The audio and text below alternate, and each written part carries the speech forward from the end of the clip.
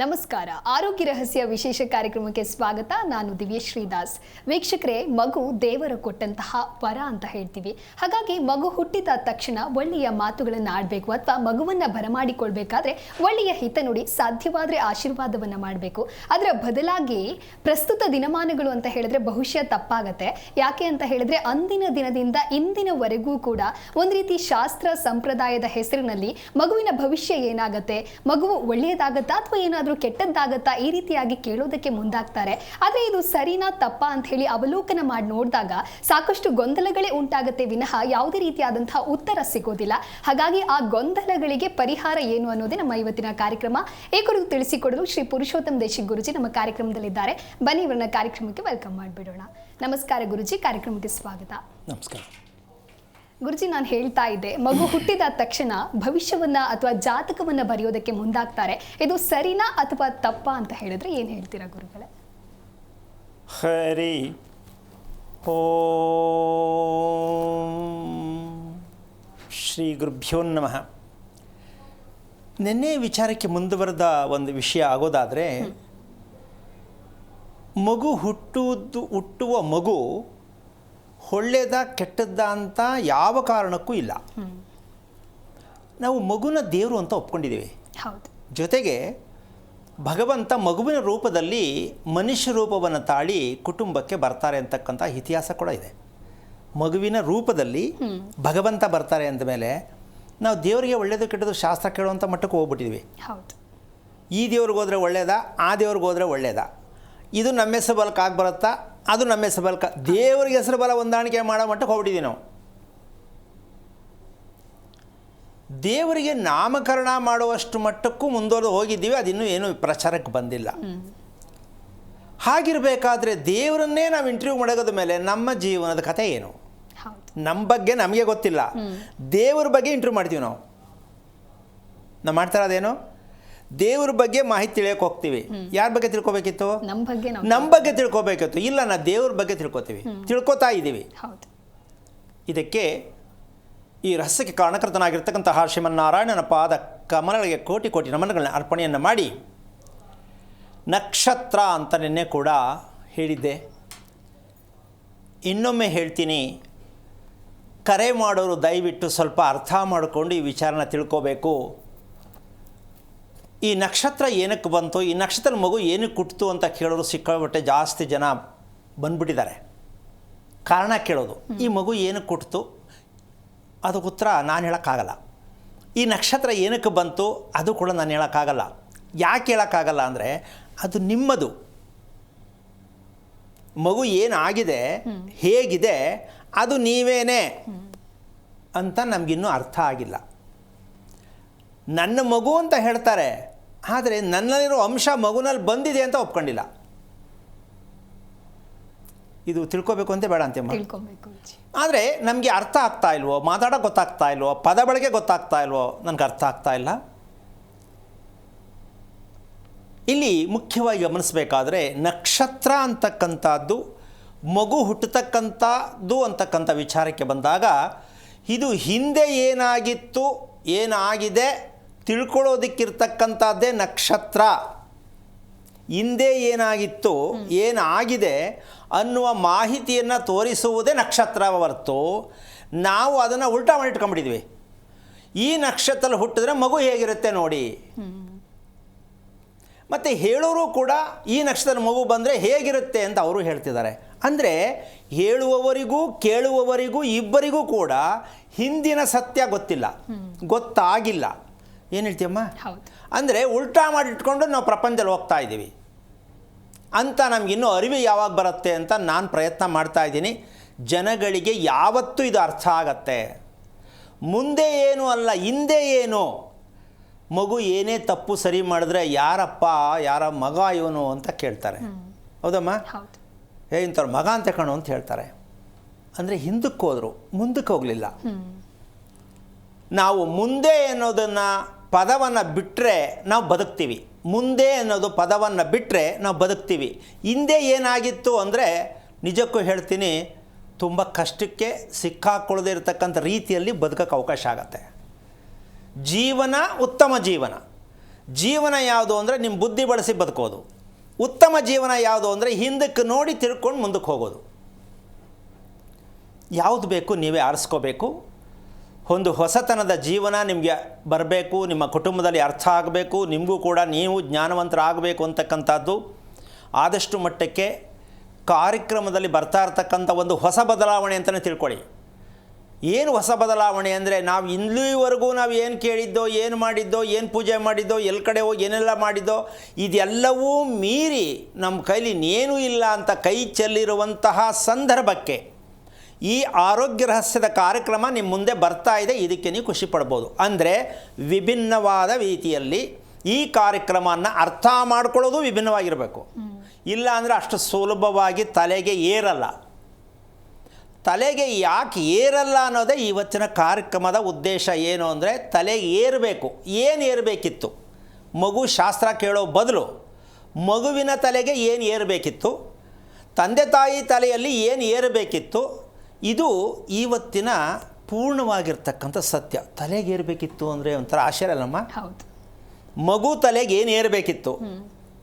ತಂದೆ ತಾಯಿ ತಲೆಯಲ್ಲಿ ಏನು ಏರಬೇಕಿತ್ತು? ಆ ಏರುವುದು ಅಂದರೆ ಏನು, ಹೇಗೆ ಏರಬೇಕದು ತಿಳ್ಕೊಳ್ಳೋದ್ರೂ ಏನು? ಈ ಸತ್ಯವನ್ನು ಇವತ್ತು ಮುಂದೆ ಇಡ್ತೀನಿ. ಇದಕ್ಕೆ ಒಂದು ಸಣ್ಣ ಉದಾಹರಣೆ ಕೊಡ್ತೀನಿ. ಏನು? ಮಗು ಒಳ್ಳೆಯದ ಕೆಟ್ಟದ ಅಂತ ಕೇಳಿದೆ, ಅದು ಹುಷಾರು ತಪ್ತದಪ್ಪ, ಅದಕ್ಕೇನಾದ್ರು ತೊಂದರೆ ಆಯ್ತದಪ್ಪ, ನಾವು ಎಲ್ಲಿ ಹೆಂಗೆ ತಿಳ್ಕೊಳ್ಳೋದು? ಈ ಪ್ರಶ್ನೆ ಬರುತ್ತಾನೆ. ನಾವು ಕೇಳದೆ ಸುಮ್ಮನೆ ಇದ್ಬಿಟ್ರೆ ಮಗು ಏನೋ ವ್ಯತ್ಯಾಸ ಆಯಿತು, ಯಾರ ಹತ್ರ ಹೋಗೋಣ ಅವಾಗ? ನೀವು ಶಾಸ್ತ್ರ ಕೇಳಲಿಲ್ವಾ, ವಿಷಯ ತಿಳ್ಕೊಳ್ಳಿಲ್ವಾ ಅಂತ ನೀವೇ ಹೇಳ್ತಿರಲ್ಲ ಗುರುಗಳೇ ಅಂತಲೂ ಕೂಡ ನನಗೂ ಸೇರಿಸಿ ಹೇಳ್ಬೋದು. ಆದರೆ ನೀವು ಏನು ತಿಳ್ಕೊಳ್ಳಿಲ್ವಾ, ಯಾಕೆ ತಿಳ್ಕೊಳ್ಳಿಲ್ಲ ಅಂತ ನಾನು ಪ್ರಶ್ನೆ ಹಾಕ್ತೀನಿ ಅಂದರೆ, ಏನು ತಿಳ್ಕೋಬೇಕಿತ್ತು ಅನ್ನೋದು ನಿಮಗಿನ್ನೂ ಗೊತ್ತಾಗಿಲ್ವಲ್ಲ, ಅದಕ್ಕೆ ನಾನು ಅದನ್ನು ಹೇಳ್ತಾ ಇದ್ದೀನಿ. ಇದು ಅರ್ಥ ಮಾಡ್ಕೊಂಡು ಅದಕ್ಕೆ ಬನ್ನಿ ಅಂತ. ಆಮೇಲೂ ನೀವೇನು ಹೇಳ್ತೀರಾ, ನಾವು ಹೋಗಿ ಕೇಳ್ದೋ ಸರಿಯಾಗಿ ಹೇಳಲಿಲ್ಲ ಅಂತ ಮತ್ತೆ ಅದಕ್ಕೆ ಆನ್ಸರ್ ಕೊಡ್ತೀರಾ. ಸೊ ಇದು ಹಿಂಗೇ ಒಂದಕ್ಕೂ ಉಪಯೋಗ ಬರದೇ ಇರತಕ್ಕಂಥ ರೀತಿಯಲ್ಲೇ ಹೋಗ್ತಾ ಇದ್ದೀವಿ. ಅದಕ್ಕೋಸ್ಕರವಾಗಿ ಇಲ್ಲಿ ಮಗುವಿನ ಬಗ್ಗೆ ಕೆಟ್ಟದ್ದು ಒಳ್ಳೆಯದು ತಿಳ್ಕೊಳ್ತಕ್ಕಂತಹ ಒಂದು ವಿಚಾರಕ್ಕೆ ಒಂದು ಸಣ್ಣ ಉದಾಹರಣೆಯನ್ನು ಕೊಡೋಣ. ಏನದು? ಮಗುವಿನಲ್ಲಿ ಪದೇ ಪದೇ ಜ್ವರ ಬರುತ್ತೆ. ಮಗುಗೆ ಪದೇ ಪದೇ ಜ್ವರ ಬರುತ್ತೆ. ಎಷ್ಟೋ ಮಕ್ಕಳಿಗೆ ಇರುತ್ತೆ ನಮ್ಮ ಪ್ರಾಬ್ಲಮ್ಮು. ಯಾಕೆ ಬರಬೇಕು? ಇದನ್ನು ಹಾಗೇ ಬಿಟ್ಟರೆ ಪದೇ ಪದೇ ಜ್ವರ ಬರ್ತಾ ಇದೆ, ನಾನು ಎಲ್ಲ ಶಾಪಕ್ಕೆ ಸುತ್ತಾಯಿತು, ತಪ್ತಾ ಇಲ್ಲ ಅಂತ ಸಾಕಷ್ಟು ಜನ, ಎಲ್ಲರೂ ಅಂತಲ್ಲ, ಹೇಳ್ತಾರೆ. ಇನ್ನೊಂದು ಭಾಗ, ನಮ್ಮ ಮಗು ಯಾವಾಗಲೂ ಸುಸ್ತು ಅಂತ ಅಲ್ಲಲ್ಲಿ ಬಿದ್ಕೊಳ್ಳುತ್ತೆ, ಎಲ್ಲಂದ್ರೆ ಜಾರ್ತದೆ, ಏನು ಅಂದ್ರೆ ಹೊಡ್ಕತ್ತದೆ, ಯೋಚನೆ ಮಾಡ್ಕೊಳ್ಳುತ್ತೆ, ಇನ್ನೊಂದಷ್ಟು ಜನ. ಮತ್ತು ಇನ್ನೊಂದಷ್ಟು ಜನ ಯಾವಾಗಲೂ ಬೇಜಾರು ಅಂತದೆ ಮಗು, ನಾವೇನು ಮಾಡೋದ? ಈ ರೀತಿ ಹಲವಾರು ವಿಧಾನದ ಒಂದು ವಿಚಾರಗಳಿದೆ. ಇದೆಲ್ಲವೂ ತಲೆಗೆ ಏರಲಾಗದೇ ಇರತಕ್ಕಂಥ ಸಮಸ್ಯೆ. ಏನು ಏರಬೇಕಿತ್ತು ಅನ್ನೋದೇ ನೀವು ತಿಳ್ಕೊಬೇಕಾಗಿರೋದು. ಈ ಸಮಸ್ಯೆಯಿಂದ ಹೊರಗೆ ಬರೋಕ್ಕೆ ಏನು ಏರಬೇಕಿತ್ತು ತಲೆಗೆ? ನಾವು ಎರಡು ತಪ್ಪು ಮಾಡಿಬಿಟ್ಟಿದ್ದೀವಮ್ಮ. ತಪ್ಪು ಮಾಡ್ಕೊಂಬಿಟ್ಟಿದ್ದೀವಿ. ಯಾವುದು? ನಮ್ಮ ದೇಹಕ್ಕೆ ಹಸಿವಾದಾಗ ಊಟ ಮಾಡಬೇಕು ಅಂತ ತಿಳ್ಕೊಂಡಿದ್ದೀವಿ. ಆದರೆ ಆ ಊಟ ದೇಹದ ಎಲ್ಲ ಭಾಗಕ್ಕೂ ತಲುಪಬೇಕಾ ಬೇಡವಾ? ತಲುಪಬೇಕು. ಎಲ್ಲಿ ತಲುಪ್ತಾ ಇದೆ? ಅದು ತಲುಪಿದರೆ ನಿಮ್ಮ ದೇಹದಲ್ಲಿ ನೋವು ಬರ್ತಿರಲಿಲ್ಲ. ನಿಮ್ಮ ದೇಹದಲ್ಲಿ ಏನು ನೋವು ಬಂದಿದೆ ಇದೆ ಅಂದರೆ ನೀವು ಮಾಡೋ ಊಟ ಎಲ್ಲ ಭಾಗಕ್ಕೂ ತಲುಪ್ತಾ ಇಲ್ಲ. ಅರ್ಥ ಆಗ್ತಾ ಇದೆಯಾ? ಸೊ ಹಾಗಿದ್ಮೇಲೆ ನೀವು ಯಾಕೆ ನೋವು ಅನುಭವಿಸ್ಬೇಕು? ತಲೆ ಚಕ್ಕರು ಅಂತೀರ, ಬೆನ್ನೋವು ಅಂತೀರ, ಇದೆಲ್ಲ ಯಾಕೆ ಬರಬೇಕು? ನೀವು ಆಹಾರ ಸೇವನೆ ಮಾಡ್ತಾ ಇರ್ತಕ್ಕಂಥದ್ದು ದೇಹದ ಪೂರ್ಣವಾಗಿ ತಲುಪಕ್ಕಾಗಿಲ್ಲ. ಇನ್ನು ಎರಡನೇದು, ನಮಗೆ ಯಾವಾಗಲೂ ಒಂದು ಮನಸ್ಸಿಗೆ ಬೇಸರ ಆಗ್ತಕ್ಕಂಥದ್ದು ಒಂದು ವಿಚಾರ ಇದೆ. ಏನು? ಮಕ್ಕಳು ತುಂಬ ಹಠ ಹಿಡಿತಾರೆ. ನನಗಿದು ಕೊಡಿಸ್ಲೇಬೇಕು, ನಾನು ಅದನ್ನು ತಿನ್ನಲೇಬೇಕು, ನನಗದೇ ಬೇಕೇ ಬೇಕು. ಹೌದಲ್ಲ? ಹೌದು. ಇದಕ್ಕೆ ರಿಪೇರಿ ಏನು? ಹಠ ಹಿಡಿಯುವ ಮಕ್ಕಳು, ಹಠ ಹಿಡಿಯುವ ಹೆಂಡತಿ, ಹಠ ಮಾಡುವ ಗಂಡ, ಇದೆಲ್ಲವೂ ಸೇರಿ ಒಂದೇ ವಿಷಯ. ಇದಿಷ್ಟು ನಾನು ಹೇಳ್ತಿದ್ದೀನಿ. ಇದೆಲ್ಲವೂ ಸೇರಿ ಮೆದುಳಿಗೆ ಏರಿಸಬೇಕಾಗಿರ್ತಕ್ಕಂತಹ ಮತ್ತನ್ನು ನಾವು ಏರಿಸ್ಕೊಳ್ಳೋದಕ್ಕೆ, ಅಂದರೆ ಯಾಕೆ ಈ ಪದವನ್ನು ಬಳಸ್ತಾ ಇದ್ದೀನಿ ನಿಮಗೆಲ್ಲ ಅರ್ಥ ಆಗಲಿ ಅಂತ ಹೇಳ್ತಾ ಇದ್ದೀನಿ. ಯಾಕೆ ಅಂದರೆ ನಮ್ಮ ದೇಹಕ್ಕೆ ತುಂಬ ಸುಸಜ್ಜಿತವಾಗಿ ತುಂಬ ನೆಮ್ಮದಿಯಾಗಿರಬೇಕಂತ ಎಲ್ರಿಗೂ ಆಸೆ ಅಲ್ವಮ್ಮ. ಹಾಗಿರಬೇಕಾದ್ರೆ ನಮಗೆ ಒಂದು ಆಮ್ಲಜನಕ, ಆಕ್ಸಿಜನ್ ಅಂತಕ್ಕಂಥದ್ದು ಗೊತ್ತಿದೆ. ಇದು ನಮ್ಮ ದೇಹದಲ್ಲಿ ಎಲ್ಲ ಕಡೆ ತಲುಪಬೇಕು. ತಲುಪ್ತಾ ಇದೆಯಾ? ಇಲ್ಲ. ಆಹಾರ ತಲುಪುತ್ತಿಲ್ಲ, ಆಮ್ಲಜನಕ ನಮ್ಮ ಮೆದುಳಿಗೆ ಏರುತ್ತಿಲ್ಲ. ಏರಬೇಕಿತ್ತು, ಇಲ್ಲ. ಯಾವ ಆಮ್ಲಜನಕ ಮೆದುಳಿಗೆ ಏರ್ತಾ ಇಲ್ವೋ ಅವರಿಗೆ ಒಂದು ರೀತಿ ಆಡಂಬರದ ಜೀವನ ಬೇಕು. ಗಂಡು ಒಪ್ಪಲ್ಲ, ಹುಡುಗಿ ಹಿಂಗೇ ಇರಬೇಕು, ಅದೇ ಆಡಂಬರ. ಹುಡುಗನೂ ಹೌದು, ಹುಡುಗಿನೂ ಹೌದು. ಹುಡುಗ ಇಂಥ ಕೆಲಸದಲ್ಲೇ ಇರಬೇಕು, ಹುಡುಗಿ ನೋಡೋಕೆ ಇಷ್ಟೇ ಹೈಟ್ ಇರಬೇಕು, ಇವೆಲ್ಲವೂ ಆಡಂಬರ. ಎಲ್ರಿಗೂ ಬರಲ್ಲ ಇದು. ಮಾಡ್ಕೊಳ್ಳಮ್ಮ ಅಂದರೆ ಆಯಿತು, ನೀವು ಒಪ್ಪದ ಮೇಲೆ ದೊಡ್ಡವ್ರು ಒಪ್ಪದ ಮೇಲೆ ಅಂತ ಹೇಳ್ತಾರೆ. ಇಲ್ಲ ಅಂದರೆ ಚಿತ್ರ ಬರೀತಾರೆ, ಹುಡುಗ ಈ ಥರ ಕೆಲಸದಲ್ಲಿ ಇರಬೇಕು, ಇಷ್ಟೇ ಹೈಟ್ ಇರಬೇಕು, ನನ್ನ ಅರ್ಥ ಮಾಡ್ಕೋಬೇಕು, ಹಲವಾರು ಅವರ ವೈಯಕ್ತಿಕವಾದ ವಿಷಯಗಳಿರುತ್ತೆ. ಇದು ಅವರ ದೇಹ ಅಂದರೆ ಮೆದುಳು ಅವ್ರು ಹೇಳ್ದಂಗೆ ಕೇಳೋ ಮಟ್ಟಕ್ಕೆ ಇರಲ್ಲ. ಅದಕ್ಕೆ ಅವರು ಆಡಂಬರದ ಜೀವನವನ್ನು ಇಷ್ಟಪಡ್ತಾರೆ. ಇದಕ್ಕೆ ರಿಪೇರಿಯಲ್ಲಿ ಇಲ್ಲ. ಇವೆಲ್ಲವೂ ಕೂಡ ಮಗು ಒಳ್ಳೆಯದು ಕೆಟ್ಟದ್ದು ಅಂತ ಕೇಳ್ತಕ್ಕಂಥ ತಂದೆ ತಾಯಿಗಳಿಗೆ ಮಾರ್ಗದರ್ಶನ ಯಾವುದು ಅಂದರೆ, ಮಗುವಿನಲ್ಲಿ ಯಾವುದೇ ಕಾರಣಕ್ಕೂ ಒಳ್ಳೆಯದು ಕೆಟ್ಟದ್ದು ಬರೋದೇ ಇಲ್ಲ. ಅದಕ್ಕೊಂದು ಸಣ್ಣ ಉದಾಹರಣೆ ಹೇಳ್ತೀನಿ. ಮಗು ಹಾಲು ಮಾತ್ರ ಕುಡಿಯುತ್ತೆ, ಹೌದಾ? ಆ ಹಾಲು ಕುಡಿಯೋದ್ರಿಂದ ಮಗುವಿನಿಂದ ಒಳ್ಳೆ ಫಲಿತಾಂಶ ಬರುತ್ತೆ. ಹೇಳೋಕ್ಕಾಗತ್ತಾ? ಇಲ್ಲ, ಕಷ್ಟ ಆಗುತ್ತೆ. ಇಂಗ್ಲೀಷ್ ಮೀಡಿಯಮ್ನವ್ರಿಗೆ ಅರ್ಥ ಆಗಲ್ಲ. ಹಾಲು ಕುಡಿಯೋ ಮಗುವಿನಲ್ಲಿ ಒಂದು ಒಳ್ಳೆ ಪಾಸಿಟಿವ್ ಎನರ್ಜಿ ಬರುತ್ತೆ. ಏನದು ಅಂದರೆ ನಗು. ಒಪ್ಕೋತೀಯಾ? ಯಾವಾಗಲೂ ಯಾರೇ ಹೋಗಲಿ ಎಂಬ ನಗ್ತಾನೆ ಇರುತ್ತದು. ಅದನ್ನು ನೋಡಿ ನಾವು ನಗ್ತೀವಿ. ಎಂಥ ಟಾಣಿಕಮ್ಮ ಇದು, ಸದಾ ಇರಬೇಕು ಅಂತ ಬೇಡ ಅಂತೀಯ. ಕ್ರಮೇಣ ಮಗು ನಗುವನ್ನು ಬಂದ್ ಮಾಡುತ್ತೆ. ಯಾವಾಗ? ಸ್ಟಾಪ್ ಮಾಡಿಬಿಡುತ್ತೆ. ನಗು ಕಂಟಿನ್ಯೂ ಇರಲ್ಲ, ಇರುತ್ತೆ ಅಂತೀಯಾ? ಮಗುವಿನ ನಗು ಬಂದಾಯಿತು. ಕಾರಣ ಏನು? ಸರಳವಾದ ವಿಚಾರ ಹೇಳಿದ್ರೆ ಹೇಳೋಕ್ಕಾಗತ್ತೆ ಏನಾರು? ಅಂದರೆ ತಾಯಿ ಅಲ್ಲಿ ಇಲ್ಲದೆ ಇದ್ದಾಗ ಅಥವಾ ಹಾಲು ಕುಡಿಯೋದು ನಿಲ್ಲಿಸಿದಾಗ ಅಮ್ಮ ಮಗು ನಗೋದೇ ನಿಲ್ಲಿಸ್ಬಿಡುತ್ತೆ, ಅಮ್ಮ ಇದ್ರೂ ನಿಲ್ಲಿಸ್ಬಿಡುತ್ತೆ. ಇದು ಕಾರಣ ಬೇಕು ನಮಗೆ. ಮಗು ನಗಿಸಿದ್ರು ಅಂದರೆ ತಾಯಿನೂ ನಗಿಸೋಕೋದ್ರು ಬಲವಂತಿಂದ ನಗುತ್ತೆ ಹೊತ್ತು ಪೂರ್ಣವಾಗಿ ಮೊದಲು ನಗೋ ಥರ ನಗಲ್ಲ. ಇದಕ್ಕೆ ಕಾರಣ ತಿಳ್ಕೋಬೇಕು. ಏನದು ಅಂದರೆ, ಯಾವಾಗ ನಾವು ಮಾಡುತ್ತಿರುವ ಅನ್ನ ಊಟ ಅಂತೀವೋ ಆ ಬಾಯಿಗೆ ಹೋದ ತಕ್ಷಣ ಎಲ್ಲ ಬಂದ್. ಅಂದರೆ ನಾವು ಮಾಡುತ್ತಿರುವ ಊಟ ನಮ್ಮ ಜೀವನವೆಲ್ಲ ಬಂಧನದಲ್ಲೇ ಇಡುತ್ತೆ. ಯಾಕೆ? ತಿಳಿಯದೆ ಅರಿಯದೆ ಮಾಡುತ್ತಿರುವ ಆಹಾರ ಸೇವನೆ ನಮ್ಮ ಜೀವನವನ್ನು ಬಂಧನದಲ್ಲೇ ಇದೆ. ಇದನ್ನು ಬಿಡಿಸೋಕ್ಕೆ ಯಾರಿಂದಲೂ ಸಾಧ್ಯ ಇಲ್ಲ. ಏನು ಹೇಳ್ತೀಯಾ? ಊಟ ಮಗುಗೆ ತುರ್ಕಕ್ಕೆ ಶುರು ಮಾಡ್ತಾರಲ್ಲಮ್ಮ, ಆ ಮಗು 50% ಅಲ್ಲಿಂದ ಔಟ್. ಇನ್ನೆಲ್ಲ ಫುಲ್ಲು ಒಂಥರ ಉಗ್ರವಾದಿ ಥರ ಶುರು ಆಗ್ಬಿಡುತ್ತದು. ಯಾಕೆ ಹಿಂಗೆ ಚೇಂಜ್ ಆಯಿತು? ಇವರು ಇಲ್ಲಿ ಜಾತಕ ಬರೆಯೋರು 10ನೇ ವರ್ಷಕ್ಕೆ ಶುರುವಾಗತ್ತೆ, ಈಗ ಈ ದಶಾಭುಕ್ತಿಯಲ್ಲಿ ಹುಟ್ಟಿದೆ, 8ನೇ ವರ್ಷಕ್ಕೆ ಹಿಂಗೆ ಚೇಂಜ್ ಆಗುತ್ತೆ ಅಂತ ಇವರು ಶ್ರುತ ಕತೆ ಬರೆದಿರ್ತಾರೆ. ಆ ಕತೆಗೂ ಜಾತಕಕ್ಕೂ ಈ ಮಗು ಸಂಬಂಧನೇ ಇರಲ್ಲ. ಅಂದರೆ ಇದನ್ನು ನಂಬೇಕಾ, ಇದನ್ನು ಹೇಳ್ಬೇಕಾ, ಇದನ್ನು ಕೇಳಬೇಕಾ? ಈ ವಿಚಾರ ಇವಾಗ ಕಾರ್ಯಕ್ರಮದಲ್ಲಿ ಸಾಕಷ್ಟು ಜನ ಗೊಂದಲ ಆಗುತ್ತೆ. ಕಾಲದಿಂದನೂ ಕೂಡ ನಾವು ಜಾತಕ ಬರೆಸಿ, ಕುಂಡ್ಲಿ ಬರೆಸಿ ಮಕ್ಕಳ ಬಗ್ಗೆ ತಿಳ್ಕೊಳ್ಳೋಕೆ ಪ್ರಯತ್ನ ಮಾಡ್ತಾ ಇವ್ರು ಏನು ಬಂದು ಉಲ್ಟಾ ಹೇಳ್ತಾ ಇದ್ದಾರಲ್ಲ. ಅಂದರೆ ಉಲ್ಟಾ ಹೇಳ್ತಿಲ್ಲ, ಆಗುತ್ತಿರುವುದು ತಿಳಿದಿರುವುದು ಉಲ್ಟಾ. ಇದನ್ನು ತಿಳ್ಕೊಂಡ್ರೆ ನನ್ನ ಬಲವಂತಕ್ಕೆ ದಯವಿಟ್ಟು ಉಲ್ಟಾ ಮಾಡ್ಕೋಬೇಡಿ. ಈವರೆಗೂ ನೀವು ಅದನ್ನು ತಿಳ್ಕೊಂಡಿದ್ದೀರಾ, ಬರೆಸಿದ್ದೀರಾ, ಪ್ರತಿಯೊಂದು ಅರ್ಥ ಮಾಡ್ಕೊಂಡಿದ್ದೀರಾ, ಹೇಳ್ತಿದ್ದಾರೆ. ಅದರಲ್ಲಿ ಏನಾದ್ರು ನಿಮ್ಗೆ ಉಳು ಸಿಕ್ಕಿದೆಯಾ, ಸತ್ಯ ಅಂತ ಗೊತ್ತಾಗಿದೆಯಾ? ಕೆಲವ್ರು ಗೊತ್ತಾಗಿರ್ಬೋದು, ಇಲ್ಲ ಅಂತ ಹೇಳಕ್ಕೆ ಬರಲ್ಲ.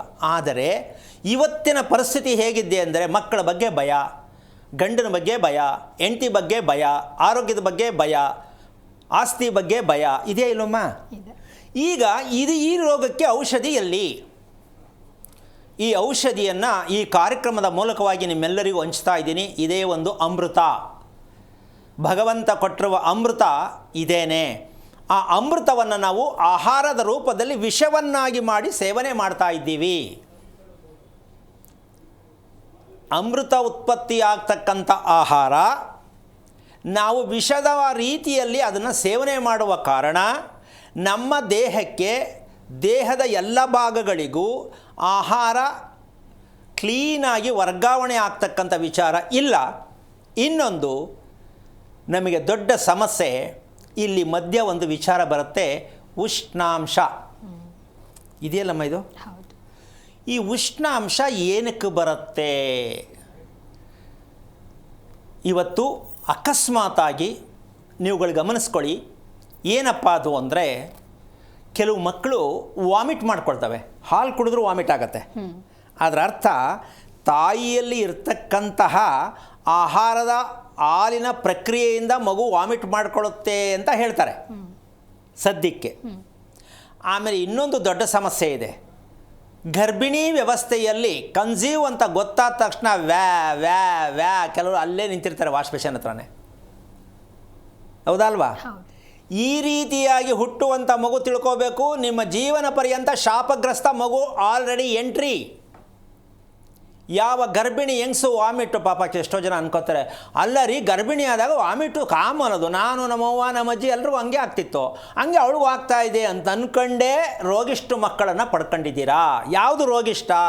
ನಿಮಗೆ ತಿರುಗಿಸಿ ತಿರುಮಂತ್ರ ಹೇಳುವಂಥ ರೋಗಿಷ್ಟ ಮಗು ಹುಟ್ಟತ್ತೆ. ಯಾವುದರಿಂದ?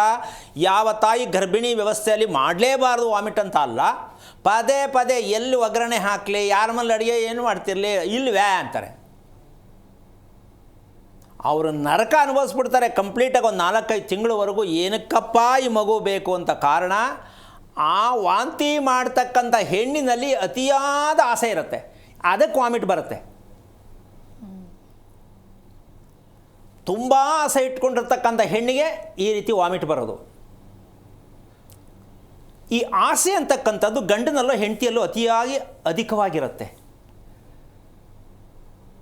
ಅವಳಿಗಿಷ್ಟವಾದದ್ದು ಅವನಿಗಿಷ್ಟ ಆಗಲ್ಲ, ಅವನಿಗಿಷ್ಟವಾದದ್ದು ಅವಳಿಗಿಷ್ಟ ಆಗಲ್ಲ. ಅರ್ಥ ಆಯ್ತಲ್ಲ? ಈಗ ಇಷ್ಟನೇ ಆಗಿಲ್ಲ ಅಂದರೂ ಮದುವೆ ಅಂತೂ ಆಗಿದೆ. ಇದು ಈ ರೀತಿ ಇದ್ದಾಗ ಮದುವೆ ಆಗ್ಬೋದೇನಮ್ಮ? ರುಚಿ ಬೇರೆ ಬೇರೆ ಇದ್ದಾಗ ಗಂಡು ಹೆಣ್ಣಿಗೆ ಮದುವೆ ಮಾಡಿದ್ರೆ ಸರಿನಾ? ಅದು ತಪ್ಪಲ್ವಾ? ಮತ್ತು ಮಾಡ್ತಾ ಇದ್ದಲ್ಲ, ಏನು ಮಾಡೋಣ? ಅದೇ ತಾನೇ ಮದುವೆ ಆಗ್ತಾ ಇರೋದು. ಮದುವೆ ಆಗೋ ಹೆಣ್ಣು ಗಂಡಿಗೆ ರುಚಿ ಒಂದೇ ಇರಬೇಕು. ಗಂಡ ಏನಿಷ್ಟ ಹೆಂಡತಿ ಇಷ್ಟಪಡಬೇಕು, ಹೆಂಡತಿ ಏನಿಷ್ಟ ಗಂಡ ಇಷ್ಟಪಡಬೇಕು. ಅಲ್ಲ, ಬಲವಂತಕ್ಕೆ ಹೇಳ್ಬೋದೇನೋ. ಅದೇ ರೀತಿಯಾಗಿ ಲವ್ ಮಾಡ್ತಾರೆ, ಅರ್ಥ ಮಾಡಿಕೊಂಡು ಮದುವೆ ಮಾಡ್ಕೋತೀವಿ ಅಂತ ಇಂಟರ್ವ್ಯೂ ಮಾಡ್ಕೊಳ್ಳೋ ರೀತಿಯಲ್ಲಿ ಸ್ವಲ್ಪ ಒಂಚೂರು ಓಡಾಡ್ಕೊಂಡಿದ್ರೆ ಅವನ ಬಗ್ಗೆ ತಿಳ್ಕೊಬೋದು, ಅವಳ ಬಗ್ಗೆ ತಿಳ್ಕೊಬೋದು ಅಂತ ಕೆಲವು ಪ್ಲ್ಯಾನ್ ಮಾಡಿ ಲವ್ ಶುರು ಮಾಡ್ತಾರೆ. ಆದರೆ ಅವ್ರಿಗೆ ಅದು ಏನು ಅರ್ಥ ಆಗುತ್ತೋ ನನಗೆ ಗೊತ್ತಿಲ್ಲ, ಅದನ್ನು ಹೇಳ್ಬಿಡ್ತೀನಿ, ಈ ಲವ್ ಕೊನೆ ಎಲ್ಲೋಗಿ ಎಂಡಾಗತ್ತೆ ಅಂತ. ಆಗ ನೋಡಿದ ತಕ್ಷಣ ಹೆಣ್ಣು ನೋಡಿ ಗಂಡು ನಗ್ತಾನೆ, ಗಂಡು ನೋಡಿ ಹೆಣ್ಣು ನಗ್ತಾನೆ, ಎಷ್ಟೇ ನೋವಿದ್ರು ಲವ್ವಲ್ಲಿ, ಹೌದಾನೆ? ಅದೇನೇ ಕಷ್ಟ ಇರಲಿ, ಅಯ್ಯೋ ಸ್ಮೈಲ್, ಇಂದ್ರ ಚಂದ್ರ ಲೋಕ ಎಲ್ಲ ಅಲ್ಲೇ ಕಾಣಿಸುತ್ತೆ. ಹಂಗೋ ಹಿಂಗೋ ಹೊಡೆದಾಡಿ ಮದುವೆ ಆಗತ್ತೆ, ಆ ಸ್ಮೈಲ್ ಬಂದ್, ನೆಕ್ಸ್ಟ್ ಇರಲ್ಲ. ಅಮ್ಮಮ್ಮ ಅಂದರೆ ಮದುವೆ ಆದಮೇಲೆ ಒಂದು ವಾರ ಇರ್ಬೋದು, ಒಂದು ತಿಂಗಳಿರ್ಬೋದು, ಅವರವರೇ ಪೇಚ್ಕೋತಾರೆ, ಏನಂತ ಕಟ್ಕೊಂಡು ನಾನು ಸುಮ್ಮನೆ 4 ವರ್ಷ ಲವ್ ಮಾಡಿದೆ, ಏನೂ ಅರ್ಥ ಆಗಲಿಲ್ಲ. ಅಲ್ಲ, ಅಪ್ಪ ಅಮ್ಮ 50 ವರ್ಷ ಮದುವೆಯಾಗಿ ಅವ್ರಿಗೆ ಅರ್ಥ ಆಗಿರಲ್ಲ. ಇವ್ರು 3 ತಿಂಗಳು 3 ವರ್ಷ ಓಡಾಡ್ಬಿಟ್ರೆ ಇದರಲ್ಲಿ ಸಿನಿಮಾ ಥಿಯೇಟ್ರು ಪಾರ್ಕ್ಗೆ ಏನು ಅರ್ಥ ಆಗುತ್ತಮ್ಮ? ಅಷ್ಟೇ, ಕಲರ್ ಬಟ್ಟೆಗಳು ಹಾಕೊಂಡು ಮಿಂಚ್ಬೋದು, ಹಾಯ್ ಬಾಯ್ ಅನ್ಕೋಬೋದು, ಇಷ್ಟೇ ನಿಮ್ಮ ಲೈಫು. ಅಂದರೆ ಅರ್ಥ ಆಗಬೇಕು ಅಂತಕ್ಕಂಥ ಪ್ರತಿಯೊಂದು ಕೂಡ ಲವ್ ಮಾಡಿದವರು ಕೂಡ ನೋವು ಅನುಭವಿಸ್ತಾ ಇದ್ದಾರೆ ಅನ್ನೋದಕ್ಕೆ ಏನಕ್ಕೆ ಅಂತ ತಿಳ್ಕೋಬೇಕು. ಅರೇಂಜ್ ಮಾಡಿ ಮದುವೆ ಮಾಡಿಕೊಂಡ್ರೂ ಇದನ್ನೇ ಅನುಭವಿಸ್ತಾರೆ, ತಿಳ್ಕೊತಾ ಇದ್ದಾರೆ. ಅರ್ಥ ಏನು? ನಮ್ಮ ಆಹಾರದಲ್ಲಿ ಇರ್ತಕ್ಕಂತಹ ಒಂದು ವಿಚಾರ ನಮ್ಮನ್ನು ಈ ಮಟ್ಟಕ್ಕೆ ತಂದಿರುತ್ತೆ ಅಂತಕ್ಕಂಥ ಲೆಕ್ಕಾಚಾರಕ್ಕೆ ದೇಹದಲ್ಲಿ ಉತ್ಪತ್ತಿಯಾಗುವಂತಹ ಉಷ್ಣಾಂಶ ಮೂಲ ಕಾರಣ ಆಗತ್ತೆ. ಈ ದೇಹದಲ್ಲಿ ಉಷ್ಣಾಂಶ ಯಾಕೆ ಉತ್ಪತ್ತಿ ಆಗತ್ತೆ ಅಂದರೆ, ನಾವು ಇಲ್ಲ ನನ್ನ ದೇಹ ಇರೋದೇ ಹಂಗೆ, ನಮ್ಮ ಅಮ್ಮನಿಗೂ ಹಂಗೆ ಇತ್ತು ಅಂತ ಅಲ್ಲೂ ಸಮರ್ಥನೆ ಮಾಡಿಕೊಂಡೇ ಹೋಗ್ತೀವಿ ನಾವು. ಈ ಉಷ್ಣಾಂಶ ಬೇಸಿಗೆ ಅಂತ ಇವಾಗ ನಾವು ಫ್ಯಾನು AC ಹಾಕ್ಕೊಳ್ತೀವಿ. ನಮಗೆ ಚಳಿಗಾಲದಲ್ಲೂ ಕೆಲವರು ಬೀಸ್ಕೊತಾ ಇರ್ತಾರೆ, ಕೆಲವರು ಗಮನಿಸವನೇನು, ಚಳಿ ಮಳೆ ಬೀಳ್ತಿರ್ತದೆ, ಅಯ್ಯೋ ಆಯ್ತಲ್ಲಪ್ಪ ನಂಗೆ ಕಲಿ ಅಂತ ಬೀಸ್ಕೊತಿರ್ತಾರೆ. ಏನು ಮಾಡೋಣ, ಇವ್ರು ಎಲ್ಲಿ ಕರ್ಕೊಂಡೋಗ್ದು ಇವ್ರನ್ನ? ಅಂದರೆ ಯಾರು ಯಾವಾಗಲೂ ಉಷ್ಣ ನನಗೆ ಅಂತ ಅಂದ್ಕೊಂಡಿರ್ತಾರೋ, ಎಲ್ಲಿಂದ ಶುರುವಾಗತ್ತೆ? ಹೆಣ್ಣು ಮಗುವಾಗಿ ಹುಟ್ಟಿದಾಗ ಆ ಮಗು ಯೂರಿನ್ ಪಾಸ್ ಮಾಡ್ತಕ್ಕಂತಹ ಸನ್ನಿವೇಶದಿಂದ ಆ ಹೆಣ್ಣು ಮಗುವಿಗೆ ಅಲ್ಲಿಂದನೇ ಶುರುವಾಗತ್ತೆ ಪ್ರಾಬ್ಲಮ್. ಹೆಣ್ಣಿಗೆ ಮಗು ಹುಟ್ಟಿದಾಗ ಆ ಮೂತ್ರ ವಿಸರ್ಜನೆ ಮಾಡ್ತಕ್ಕಂಥ ಭಾಗ ಪೂರ್ಣವಾಗಿ ದೇಹವನ್ನು ಪೂರ್ತಿಯಾಗಿ ಬರ್ನ್ ಮಾಡ್ತಾ ಹೋಗುತ್ತೆ. ಈಗ ಬರ್ನ್ ಆಗ್ತಾ ಇದೆ, ಏನಕ್ಕೆ ಉಷ್ಣಾಂಶ ಆಯಿತು, ದೇಹದಲ್ಲಿ ಏನೇನು ವ್ಯತ್ಯಾಸಗಳಾಗ್ತಾ ಇದೆ ಅಂತ ಯಾರು ಹೇಳೋರು ಯಾರು? ಡಾಕ್ಟ್ರ್ ಹೇಳೋಕ್ಕಾಗತ್ತಾ? ಜ್ಯೋತಿಷ್ಯರು ಹೇಳೋಕ್ಕಾಗತ್ತಾ? ಜಾತಕದವ್ರು ಹೇಳೋಕ್ಕಾಗತ್ತಾ? ಇಲ್ಲ ಅಲ್ಲ. ಹಾಗಿದ್ದ ಮೇಲೆ ನೀವು ಯೋಚನೆ ಮಾಡಿ, ನಾವು ಎಷ್ಟು ಸುಳ್ಳು ಶಾಸ್ತ್ರವನ್ನು ನಾವು ಇದನ್ನು ಹೇಳ್ಕೊಂಡು ಅನುಭವಿಸ್ತಾ ಇದ್ದೀವಿ. ಸ್ವಲ್ಪ ಯೋಚನೆ ಮಾಡಬೇಕು. ಮುಂದೆ ಇವಳು ಅಮೇರಿಕಕ್ಕೆ ಹೋಗಿ ಡಾಕ್ಟ್ರ್ ಆಗ್ತಾಳೆ ಅಂತ ಜಾತಕ ಬರೆಯೋ ಪುಣ್ಯಾತ್ಮನಿಗೆ ನಾನು ಕೇಳೋದು, ಅವಳು ಡಾಕ್ಟ್ರ್ ಆಗ್ತಾಳೋ ಇಂಜಿನಿಯರ್ ಆಗ್ತಾಳೋ ಸೆಕೆಂಡ್ರಿ, ಅದು ಅವಳು ವೈಯಕ್ತಿಕ. ಈಗ ಮಗುವಿನ ದೇಹ ಸ್ಥಿತಿ ಹೇಗಿದೆ ಅಂತ ಹೇಳ್ತಕ್ಕಂಥದ್ದು ಹೇಳಬೇಕು, ಕೇಳ್ತಕ್ಕಂಥದ್ದು ಕೇಳಬೇಕು. ಇದು ನಾವು ಮಾಡ್ತಾ ಇಲ್ಲ. ಆ ಕಾರಣದಿಂದಾಗಿ ನಿಮಗೆ ಪ್ರತಿಯೊಂದು ವಿಚಾರದಲ್ಲೂ ವಿವರಣೆ ಮಾಡಿ ಹೇಳ್ತಾ ಇರ್ತಕ್ಕಂತಹ ಉದ್ದೇಶ ಏನಪ್ಪ ಅಂದರೆ, ದೇಹದ ಉಷ್ಣಾಂಶ ಯಾತಕ್ಕೆ ಬರುತ್ತೆ, ಆ ಬಂದಿದೆ ಅಂತ ನಮ್ಗೆ ಗೊತ್ತಾಗೋದು ಹೇಗೆ, ನಮ್ಮ ಮಕ್ಕಳಿಗೆ ಉಷ್ಣಾಂಶ ಜಾಸ್ತಿ ಅಂತ ಗೊತ್ತಾಗೋದು ಹೇಗೆ. ಕೆಲವು ಶೀತನೂ ಅಂತಾರೆ, ಕೆಲವು ಮಕ್ಕಳಿಗೆ ಉಷ್ಣನೂ ಅಂತಾರೆ. ಶೀತ ಯಾಕೆ, ಉಷ್ಣ ಯಾಕೆ, ಇದೆರಡೂ ಮನುಷ್ಯನ ಮಗು ಹುಟ್ಟಿದಾಗ ಇರ್ತಕ್ಕಂತಹ ಕಾಣದೇ ಇರುವ ಕಾಯಿಲೆಗಳು. ಕಾಣದೇ ಇರುವ ಕಾಯಿಲೆಗಳು ಕಾಣಿಸಲ್ಲ ಅದು ಅಲ್ವಾ. ಈಗ ಕಾಣದೇ ಇರುವ ಕಾಯಿಲೆಗೆ ಜಾತಕ ಬರೆಯೋರ ಕಥೆ ಏನು? ಹಾಗಾಗಿ ನಾವೇ ತಿಳ್ಕೋಬೇಕು ಅಂತ ನೀವು ಪ್ರಯತ್ನ ಪಟ್ಟರೆ ಈ ಕಾರ್ಯಕ್ರಮದಲ್ಲಿ ನಿಮ್ಮ ಮುಂದೆ ಹಿಡ್ತೀನಿ. ನಮ್ಮ ದೇಹ ಸ್ಥಿತಿಯನ್ನು ನಾವೇ ಗುರುತಿಸಿಕೊಳ್ಳುವುದು ಹೇಗೆ, ನಮ್ಮ ಮಗುವಿನ ದೇಹದ ಸ್ಥಿತಿಯನ್ನು ಗುರುತಿಸಿಕೊಳ್ಳುವುದು ಹೇಗೆ. ಎಲ್ಲರೂ ಅವರವರೇ ತಿಳ್ಕೊಂಡ್ರೆ ಎಲ್ಲೋ ಹೋಗ್ಬಿಟ್ಟು ಕೈಕಟ್ಟೆ ಕಟ್ಕೊಂಡು ನಿಂತ್ಕೊಂಡು ಶಾಸ್ತ್ರ ಕೇಳೋದು ತಪ್ಪುತ್ತೆ. ಏನು ಹೇಳ್ತೀಯಪ್ಪ? ಅವರವರೇ ಅವ್ರ ದೇಹಕ್ಕೆ ಡಾಕ್ಟ್ರಾಗಲಿ, ಅವರವರೇ ಅವ್ರ ಕುಟುಂಬಕ್ಕೆ ಜ್ಯೋತಿಷಿಗಳಾಗಲಿ ಅನ್ನೋ ವಿಚಾರವನ್ನು ತಿಳ್ಕೊಳ್ಳೋದೇ ಆದರೆ ಕಾರ್ಯಕ್ರಮವನ್ನು ನೀಟಾಗಿ ಅರ್ಥ ಮಾಡಿಕೊಂಡು ಪ್ರಾಕ್ಟಿಕಲಾಗಿ ನಿಮ್ಮ ಜೀವನದಲ್ಲಿ ಅದನ್ನು ತನ್ನಿ, ಗಣನೆಗೆ ತನ್ನಿ. ಆಗ ನಿಮ್ಮ ಕುಟುಂಬ ಹೇಗಿರುತ್ತೆ ಸ್ವಲ್ಪ ಯೋಚನೆ ಮಾಡಿ. ನಿಮ್ಮ ದೇಹವನ್ನು ಇನ್ನೊಬ್ಬರ ಹತ್ರ ತೊಗೊಂಡೋಗಿ ಅಡ ಇಟ್ಟಂಗೆ ಆಯಿತು. ಏನು ಗೊತ್ತಾಗತ್ತೆ? ದೇಹ ನಿಮ್ಮದು, ಮನಸ್ಸು ನಿಮ್ಮದು, ಕುಟುಂಬ ನಿಮ್ಮದು, ಮಗು ನಿಮ್ಮದು. ಅವ್ರ ಹತ್ರ ಹೋಗಿ ಕೇಳ್ತೀರ ಈ ಮಗು ಹೆಂಗೆ ಅಂತ. ಈ ಒಂದು ಪ್ರಜ್ಞಾಸ್ಥಿತಿ ಪ್ರತಿಯೊಬ್ಬರಲ್ಲೂ ಬರಬೇಕು ಅಂತಕ್ಕಂಥದ್ದೇ ಈ ಕಾರ್ಯಕ್ರಮದ ಪೂರ್ಣವಾದ ಉದ್ದೇಶ. ಅದಕ್ಕೋಸ್ಕರ ನೀವು ಕೂಡ ಪ್ರಯತ್ನ ಮಾಡಬಹುದು. ಕತೆ ಕೇಳಿಕೊಂಡು ಟೈಮ್ ವೇಸ್ಟ್ ಮಾಡಿಕೊಂಡು ಮಾತಾಡ್ತಕ್ಕಂಥದ್ದು ನಿಮ್ಮಲ್ಲೂ ಬೇಡ, ನಮ್ಮಲ್ಲೂ ಬೇಡ. ಹೊಸ ಬದಲಾವಣೆಯ ತರಣ ಅಂತಕ್ಕಂಥದ್ದು ಪ್ರತಿಯೊಬ್ಬರಲ್ಲೂ ಬರಬೇಕು ಅಂತಕ್ಕಂಥದ್ದು ಇವತ್ತಿನ ವಿಚಾರ. ಉಷ್ಣಾಂಶ ಮತ್ತು ಶೀತಕ್ಕೆ ಕಾರಣಕರ್ತರು ಯಾರು? ನಾವೇನೇ. ಅದಕ್ಕನುಸಾರವಾಗಿ ಒಂದು ಹೆಣ್ಣು ಗಂಡು ಮಗುವನ್ನು ಮಾಡ್ಕೊಳ್ತಕ್ಕಂತಹ ಒಂದು ಲೆಕ್ಕಾಚಾರಕ್ಕೆ ಮದುವೆ ಅಂತ ಮಾಡ್ಕೊಳ್ಳೋ ಉದ್ದೇಶ ಕಾರಣ ಅದೊಂದೇ ಕಾರಣ. ಹೌದಲ್ಲ? ಸಂತಾನವನ್ನು, ಉತ್ತಮ ಸಂತಾನವನ್ನು ಪಡೆಯಲಿಕ್ಕಾಗಿ ದಾಂಪತ್ಯ ಮದುವೆ ಮಾಡ್ಕೊಳ್ತಾರೆ ಹೊರತು ಅಡುಗೆ ಮಾಡೋಕ್ಕೋ ಜೊತೆಲಿರೋಕ್ಕೋ ಅದು ನಿಮ್ಮ ವೈಯಕ್ತಿಕ. ಧರ್ಮಕ್ಕೆ ಹತ್ತಿರವಾದ ಮದುವೆಯ ಮೂಲಾರ್ಥ, ವಿವಾಹದ ಮೂಲಾರ್ಥ ಏನು ಅಂದರೆ ಒಳ್ಳೆಯ ಸತ್ಪುತ್ರ ಬೇಡ, ಹೆಣ್ಣು ಗಂಡು ವಿವರಣೆ ಮಾಡೋದು ಬೇಡ. ಒಳ್ಳೆಯ ಸಂತಾನವನ್ನು ಪಡೆಯಲಿಕ್ಕಾಗಿ ದಾಂಪತ್ಯ ಮದುವೆಯನ್ನು ಮಾಡ್ಕೊಳ್ತಕ್ಕಂಥ ಮೂಲಾರ್ಥವಾಗಿದೆಯೇ ಹೊರತು ಇನ್ನು ಮಿಕ್ಕದ್ದೆಲ್ಲ ನಿಮ್ಮ ವೈಯಕ್ತಿಕವಾದ ವಿಚಾರಗಳು. ಆ ಕಾರಣದಾಗಿ ಉತ್ತಮವಾದ ಸಂತಾನ ಪಡೆಯಲಿಕ್ಕೆ ಹೆಣ್ಣು ಗಂಡಿನಲ್ಲಿ ಇರ್ತಕ್ಕಂತಹ ಉಷ್ಣಾಂಶದ ವ್ಯತ್ಯಾಸ ಅಂದರೆ ತಾಪಮಾನದ ಹಣೆ ಬರ ಎರಡೂ ದೇಹಗಳನ್ನು ದಿಕ್ಕಾಪಾಲಾಗಿ ತೊಗೊಂಡೋಗಿರುತ್ತೆ. ಇದನ್ನು ಕಂಡಿಡಿದು ಮದುವೆ ಮಾಡ್ತಾ ಇಲ್ಲ, ಮದುವೆ ಮಾಡ್ಕೋತಾ ಇಲ್ಲ. ಈಗ ಮುಂದೆ ಸರಿ ಗುರುಜಿ, ಒಬ್ರು ಕಾಲರ್ ಇದ್ದಾರೆ, ಮಾತನಾಡ್ಬಿಡೋಣ. ಬಳ್ಳಾರಿಯಿಂದ ರತ್ನಮ್ಮ ಅಂತ ಹೇಳಿ ಕರೆ ಮಾಡಿದ್ದಾರೆ. ನಮಸ್ಕಾರ ರತ್ನಮ್ಮ. ನಮಸ್ಕಾರ, ಧ್ವನಿ ಕೇಳಿಸ್ತಾ ಇದೆಯಾ ರತ್ನಮ್ಮ? ಇದೆ ಮೇಡಮ್. ಯಾರ ಬಗ್ಗೆ ಕೇಳಬೇಕಾಗಿತ್ತು ಹೇಳಿ? ಮಗಳ ಬಗ್ಗೆ ಕೇಳಬೇಕಾಗಿತ್ತು ಮೇಡಮ್. ನಕ್ಷತ್ರ ತಿಳಿಸಿ. ಜ್ಯೇಷ್ಠ ನಕ್ಷತ್ರ ಮೇಡಮ್, ವೃಶ್ಚಿಕ ರಾಶಿ. ಓಕೆ, ಗುರುಗಳಿದ್ದಾರೆ, ನಿಮ್ಮ ಪ್ರಶ್ನೆ. ಹಲೋ, ಹರಿ ಓಂ ಗುರುಗಳೇ. ನಾರಾಯಣ, ಹೇಳಮ್ಮ. ಯಾರು? ಜ್ಯೇಷ್ಠ ನಕ್ಷತ್ರ. ನಮ್ಮ ಮಗಳು ಗುರುಗಳೇ. ಎಷ್ಟು ವಯಸ್ಸು? ವಯಸ್ಸೆಷ್ಟು? ವಯಸ್ಸು 25 ಗುರುಗಳೇ. ಏನು ಮಾಡ್ತಿದ್ದಾಳೆ? ಮಗಳು MSc B.Ed ಆಗಿದೆ ಗುರುಗಳೇ. ಇವಾಗ ಪ್ರೈವೇಟ್ ಜಾಬ್ ಅಲ್ಲಿ ವರ್ಕ್ ಮಾಡ್ತಾ ಇದ್ದಾಳೆ. ಹಾಂ, ಅವಳ ಬಗ್ಗೆ ಏನು ಬೇಕು? ಅವಳು ಆರೋಗ್ಯ ಬಗ್ಗೆ ಕೇಳ್ಬೇಕಾಯ್ತು ಗುರುಗಳೇ. ಆರೋಗ್ಯ ಸರಿ ಇಲ್ಲ ಗುರುಗಳೇ. ಮದುವೆ ಮಾಡಲಿಲ್ವಾ? ಮದುವೆ ಇಲ್ಲ ಗುರುಗಳೇ. ಅವಳು ಮದುವೆ ಮಾಡಿದ್ದು ನಿಮ್ ಪ್ರೋಗ್ರಾಮ್ ನೋಡ್ತಾ ಇರ್ತಾಳೆ ಗುರುಗಳೇ. ಜ್ಯೇಷ್ಠ ನಕ್ಷತ್ರಕ್ಕೆ ಮದುವೆ ಇಲ್ಲ ಅಂತ ನಾನಾದ್ರು ನಮ್ಮ ಮದುವೆನೇ ಬೇಡ ಅಂತ ಇದ್ದಾಳೆ ಗುರುಗಳೇ. ಆರೋಗ್ಯದಲ್ಲಿ ಏರುಪೇರು ಇರೋದಕ್ಕೆ ಅವಳು ಕಾರ್ಯಕ್ರಮ ನೋಡ್ಬಿಟ್ಟು ಮದುವೆ ಬೇಡ ಅಂತಂದ. ಹಲೋ, ಹಲೋ, ಕೇಳಿಸ್ತಾ ಇದೆ ಗುರುಗಳೇ. ಕಾರ್ಯಕ್ರಮ ನೋಡ್ಬಿಟ್ಟು ನನಗೆ ಮದುವೆ ಬೇಡ ಅಂತ ಹೇಳಿದ್ಲ ನಿಮ್ಮ ಮಗಳು ಅಂತ ಕೇಳ್ತೀನಿ. ಆ ಗುರುಗಳೇ ಜ್ಯೇಷ್ಠ ನಕ್ಷತ್ರದ ಬಗ್ಗೆ ಇವಾಗ ಆರೋಗ್ಯದಲ್ಲಿ ಏರುತ್ತೆ ಆಯ್ತು ಒಂದ್ ನಿಮಿಷ ಈಗ ನಿಮ್ಮ ಮಗಳಿಗೆ ಜ್ಯೇಷ್ಠ ನಕ್ಷತ್ರಕ್ಕೆ ಮದುವೆ ಸುಖ ಇಲ್ಲ ಅಂತ ತಿಳ್ಕೊಂಡಿದ್ದಾಳೆ ಅಂತ ಅನ್ಕೊಳ್ಳೋಣ. ಓಕೆ, ಹಾ ಗುರುಗಳೇ. ಈಗ ನಿಮ್ಮ ಅಭಿಪ್ರಾಯ ಏನು? ಈಗ ಕಾರ್ಯಕ್ರಮದಲ್ಲಿ ಹೇಳ್ದಂಥ ವಿಚಾರ ನಿಜಕ್ಕೂ ತಿಳ್ಕೊಳ್ಳುವಂತಹದ್ದು ಅಂತನ ಭಯ ಆಗ್ತಾ ಇದೆ ಅಂತನ ಏನನ್ಸುತ್ತೆ ನಿಮ್ಮ ಪ್ರಕಾರ?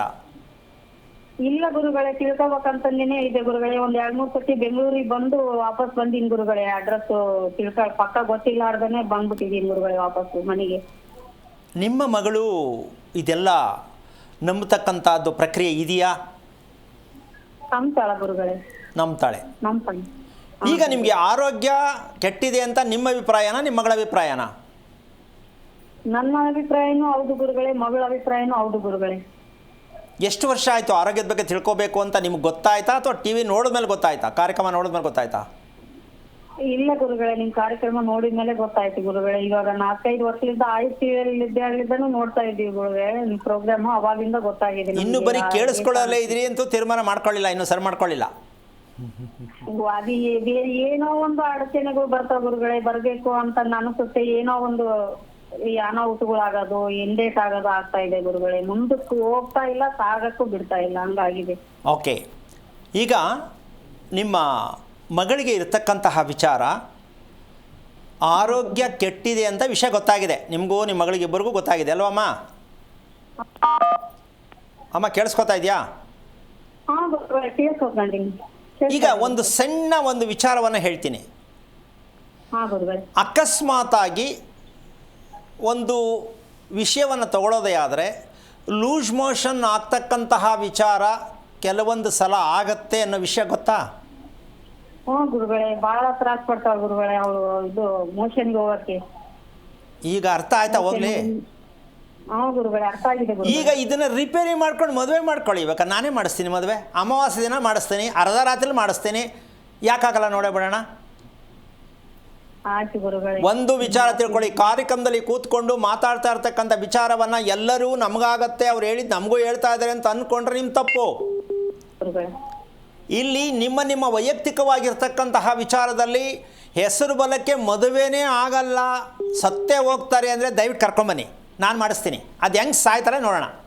ಕೆಲವ್ರು ಹೇಳ್ತಾರೆ ಇವ್ರಿಗೆ ರಾಕ್ಷಸ ಕಣ, ಮಾಡಬೇಡಿ, ಉಳಿಯಲ್ಲ, ಓಡೋಯ್ತಾರೆ. ನಾನು ಅಂಥ ಮದುವೆನೇ ಮಾಡಿಸ್ತೀನಿ ಜೀವನದಲ್ಲಿ ಒಂದು 7-8. ಮಕ್ಕಳೇ ಆಗಲ್ಲ, ಬನ್ನಿ ಅದು ಯಾಕೆ ಮಕ್ಕಳಾಗಲ್ಲ ನೋಡೋಣ.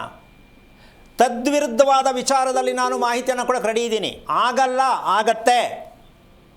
ಯಾಕೆ ಅಂದರೆ ನಾವು ಸಿದ್ಧತೆ ಮಾಡಿಕೊಂಡಾಗ, ದೇಹವನ್ನು ಸಿದ್ಧತೆ ಮಾಡಿಕೊಂಡಾಗ ನಕ್ಷತ್ರ ನಿಮಗೆ ಮಾಹಿತಿ ಕೊಡೋಕ್ಕಿರೋದು, ಹೆದರ್ಸೋಕ್ಕಲ್ಲ, ಹೆದರ್ಕೊಳಕ್ಕಲ್ಲ. ಅಮ್ಮ ಅರ್ಥ ಆಯ್ತಾ? ಅರ್ಥ ಆಯ್ತು ಗುರುಗಳೇ. ನಾನು ಸಣ್ಣ ಕ್ಲೂ ಕೊಟ್ಟಿರೋದು ನಿಮಗೆ. ನಾನೇನು ಡಾಕ್ಟ್ರ್ ಅಲ್ಲ. ಆ ದೇಹ ಎಷ್ಟು ಸುಸ್ತು ಮಾಡ್ತಾ ಇದೆ, ಅವಳಿಗೆ ಎಷ್ಟು ಬೇಜಾರಾಗ್ತಾ ಇದೆ, ಎಷ್ಟು ಕೋಪ ಬರ್ತಾ ಇದೆ, ಅದೊಂದು ಸಣ್ಣ ವಿಷಯ ಅಂತ ಅನ್ಕೋಬೋದು. ಆದರೆ ಇಡೀ ದೇಹವನ್ನು, ಆ ಮಗುನ ಎಷ್ಟರ ಮಟ್ಟಿಗೆ ಹಿಂಡ್ತಾ ಇದೆ ಅಂತ ಅರ್ಥ ಆಗಿಲ್ಲ. ನೆಮ್ಮದಿನೇ ಇಲ್ಲ ಅಂದಮೇಲೆ ಮದುವೆ ಹೆಂಗಮ್ಮ ಮಾಡ್ಕೋತಾಳೆ ಅವಳು? ನೆಮ್ಮದಿ ಇದ್ದರೆ, ಖುಷಿ ಇದ್ದರೆ ಯಾರನ್ನು ತೋರಿಸಿದ್ರು ಇಂದ್ರಚಂದ್ರನ ಥರ ಕಾಣಿಸ್ತಾನೆ ಹುಡುಗ. ನೆಮ್ಮದಿನೇ ಇಲ್ಲ ಅಂದರೆ ಕಣ್ಣು ಕಾಣಿಸೋದೇ ಅಲ್ಲ ಹುಡುಗ. ಈ ಮಟ್ಟಕ್ಕೆ ಮಕ್ಕಳಲ್ಲಿ ತುಂಬ ಕಷ್ಟ ಆಗತ್ತೆ. ಈಗ ನಿಮಗೆ ಧೈರ್ಯ ಬಂತಾ, ಬೇಜಾರಾಯ್ತಾ? ಧೈರ್ಯ ಬಂತು ಗುರುಗಳೇ. ನಿಮ್ಮ ಮಗಳಿಗೂ ನೀವು ಸಮಾಧಾನ. ಒಂದು, ನೀವು ಬಂದವನ್ನ ಭೇಟಿ ಆಗ್ಲಿಕ್ಕೆ ಆಗಲ್ಲ, ಕಾರಣ ಜ್ಯೇಷ್ಠ ನಕ್ಷತ್ರ ಸುಲಭವಾಗಿ ಬರೋಕ್ಕೆ ಬಿಡಲ್ಲ. ಅದಕ್ಕೆ ನೀವೇನು ಮಾಡಿ ಅಂದರೆ, ಮದುವೆ ಮಾಡೋದಕ್ಕಿಂತ ಮುಂಚೆ, ಮದುವೆ ಇಲ್ಲ ಅಂತ ಅಂದ್ಕೋಬೇಡಿ. ಈ ಮಾಧ್ಯಮದಲ್ಲಿ ಪ್ರತಿಯೊಬ್ಬರು ನೋಡ್ತಾ ಇರ್ತಕ್ಕಂಥವ್ರಿಗೆ ಇನ್ನೊಂದು ಸಲ ಹೇಳ್ತೀನಿ ನಾನು, ಯಾವುದೇ ಜ್ಯೇಷ್ಠ, ಮೂಲ, ವಿಶಾಖ, ಶತಭಿಷ ಪ್ರತಿಯೊಂದು ನಕ್ಷತ್ರಕ್ಕೂ ನಾನು ಇಲ್ಲ, ತಪ್ಪು ಅಂತ ಹೇಳ್ತಿದ್ದೀನಿ, ಬೈತಿದ್ದೀನಿ, ತುಂಬ ಕಠೋರವಾಗಿ ಮಾತಾಡ್ತಾ ಇದ್ದೀನಿ. ಆದರೆ ಇದು ಎಲ್ಲವೂ ಕೂಡ ಜೀವನದಲ್ಲಿ ಏನೂ ಮಾಡೋಕ್ಕಾಗಲ್ಲ, ಇದು ಅನ್ಫಿಟ್ ನಕ್ಷತ್ರ ಅಂತಕ್ಕಂಥ ವಿಚಾರ ಅಲ್ಲ. ಅದಕ್ಕೆ ಇವತ್ತು ಹುಟ್ಟಿದ ಮಗುವಿನ ನಕ್ಷತ್ರ ಯಾವುದು ಒಳ್ಳೆಯದೂ ಇಲ್ಲ, ಕೆಟ್ಟದ್ದೂ ಇಲ್ಲ ಅಂತ ಇವತ್ತಿನ ಕಾರ್ಯಕ್ರಮದಲ್ಲಿ ಪ್ರತಿಯೊಬ್ಬರು ಅರ್ಥ ಮಾಡ್ಕೊಳ್ಳಿ. ಈ ನಕ್ಷತ್ರ ಸರಿ, ಈ ನಕ್ಷತ್ರ ತಪ್ಪು ಅಂತ ಹೇಳ್ತಾ ಇರ್ತಕ್ಕಂಥ ಒಂದು ಅಭ್ಯಾಸ ಈ ಜ್ಯೋತಿಷಿಗಳು ಮಾಡಿರ್ತಕ್ಕಂಥ ಜನಗಳೇ ಕೊಡುವಂಥ ಒಂದು ದೊಡ್ಡ ವಿಷ. ಅದನ್ನು ನೀವು ಯಾವ ಕಾರಣಕ್ಕೂ ಕಾರ್ಯಕ್ರಮದಲ್ಲಿ ನೋಡಿ ಅರ್ಥ ಮಾಡ್ಕೋಬೇಕಾಗಿರೋದು, ಎಲ್ಲವೂ ನಾವು ತಿಳ್ಕೊಳ್ಳುವಂಥದ್ದಕ್ಕೆ ಹೊರತು ಇದನ್ನು ಕೆಟ್ಟದ್ದು ಒಳ್ಳೆಯದು ಅಂತ ಅಂದ್ಕೊಳ್ಳೋದು ತಪ್ಪು ಅಂತ ತಿಳ್ಕೊಂಡ್ರೆ ತುಂಬ ಒಳ್ಳೆಯದು. ಇದನ್ನು ನೀವು ಪ್ರಯತ್ನ ಮಾಡಿ, ಆದಷ್ಟು ಮಟ್ಟಕ್ಕೂ ತಿಳ್ಕೊಳ್ಳೋಕೆ ಪ್ರಯತ್ನ ಮಾಡಿ. ಮಗಳು ಕರ್ಕೊಂಬನ್ನಿ, ಮುಂದೆ ಕೂರಿಸಿ ಹೇಳ್ಕೊಡ್ತೀನಿ. ಒಳ್ಳೆ ರೀತಿ ಮದುವೆ ಆಗಲಿ, ತಿಳ್ಕೊಂಡು ಮದುವೆ ಮಾಡಿ. ಮನೆ ಕಟ್ಟಬೇಕಾದ್ರೆ ಪಾಯ ನೋಡಿ ಮನೆ ಕಟ್ಟಿ, ಮಗು ಮಾಡ್ಕೋಬೇಕಾದ್ರೆ ಗಂಡ ಹೆಂಡತಿ ಆರೋಗ್ಯ ನೋಡಿ ಮಗು ಮಾಡ್ಕೊಳ್ಳಿ, ಎಲ್ಲವೂ ಚೆನ್ನಾಗಿರುತ್ತೆ. ಈ ಮೂರು ಪ್ರಕ್ರಿಯೆ ನಮ್ಮ ಭಾರತ ದೇಶದಲ್ಲಿ, ನಮ್ಮ ಇಂಡಿಯಾ ದೇಶದಲ್ಲಿ ನಡೀತಾ ಇಲ್ಲ. ಮದುವೆ ಆದಮೇಲೆ ಶಾಸ್ತ್ರ ಕೇಳೋದು, ಮನೆ ಕಟ್ಟಿದ ಮೇಲೆ ಶಾಸ್ತ್ರ ಕೇಳೋದು, ಮಗು ಆದಮೇಲೆ ಶಾಸ್ತ್ರ ಕೇಳೋದು, ಈ ಕೆಟ್ಟ ಅಭ್ಯಾಸ ಹೋಗಬೇಕು ಅನ್ನೋದೇ ಈ ಕಾರ್ಯಕ್ರಮದ ಪೂರ್ಣ ಉದ್ದೇಶ. ಒಳ್ಳೆಯದಾಗಲಿ ತಾಯಿ, ತಿಳ್ಕೊ. ಓಕೆ, ಧನ್ಯವಾದಗಳು ರತ್ನಮ್ಮ ಕರೆ ಮಾಡಿದ್ದಕ್ಕಾಗಿ. ಮತ್ತಷ್ಟು ಅರ್ಥಪೂರ್ಣ ವಿಚಾರಗಳನ್ನು ಗುರೂಜಿ ನಿಮಗೆ ತಿಳಿಸ್ಕೊಡ್ತಾರೆ. ಅದಕ್ಕೂ ಮುನ್ನ ಆರೋಗ್ಯ ರಹಸ್ಯ ಕಾರ್ಯಕ್ರಮದಲ್ಲಿ ಪುಟ್ಟದೊಂದು ವಿರಾಮ.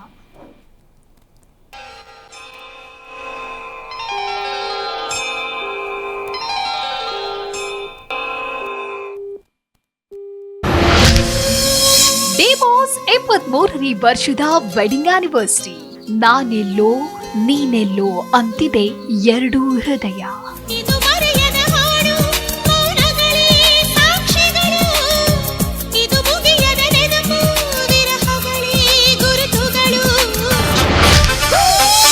ಅಯ್ಯೋ ರಶ್ಮಿಕಾ, ಏನ್ ಪದ ಅಂತ ಬಳಸಿದ್ಯಮ್ಮ? ಇನ್ ಯಾವತ್ತು ಎಫ್ ಅನ್ಬ್ಯಾಡ್ವಿ ಸುಂದ್ರಿ. You look hot, that the world knows, and you are hot. Oh, sorry. 15ನೇ ವಯಸ್ಸಿಗೆ ಸಿನಿ ರಂಗಕ್ಕೆ ಎಂಟ್ರಿ. ಒಂದೇ ವರ್ಷದಲ್ಲಿ 14 ಚಿತ್ರದಲ್ಲಿ ನಟಿಸಿದ ಮಾಲಾಶ್ರೀ. ಆಕಾಶದಾಗೆ ಯಾರೋ ಮಾಯಗಾರನು ಚಿತ್ತಾರ ಮಾಡಿ ಹೋಗೋನು. ಚಿತ್ರಮಂಜರಿ ವೀಕ್ಷಿಸಿ ಇಂದು ಸಂಜೆ 7:28ಕ್ಕೆ.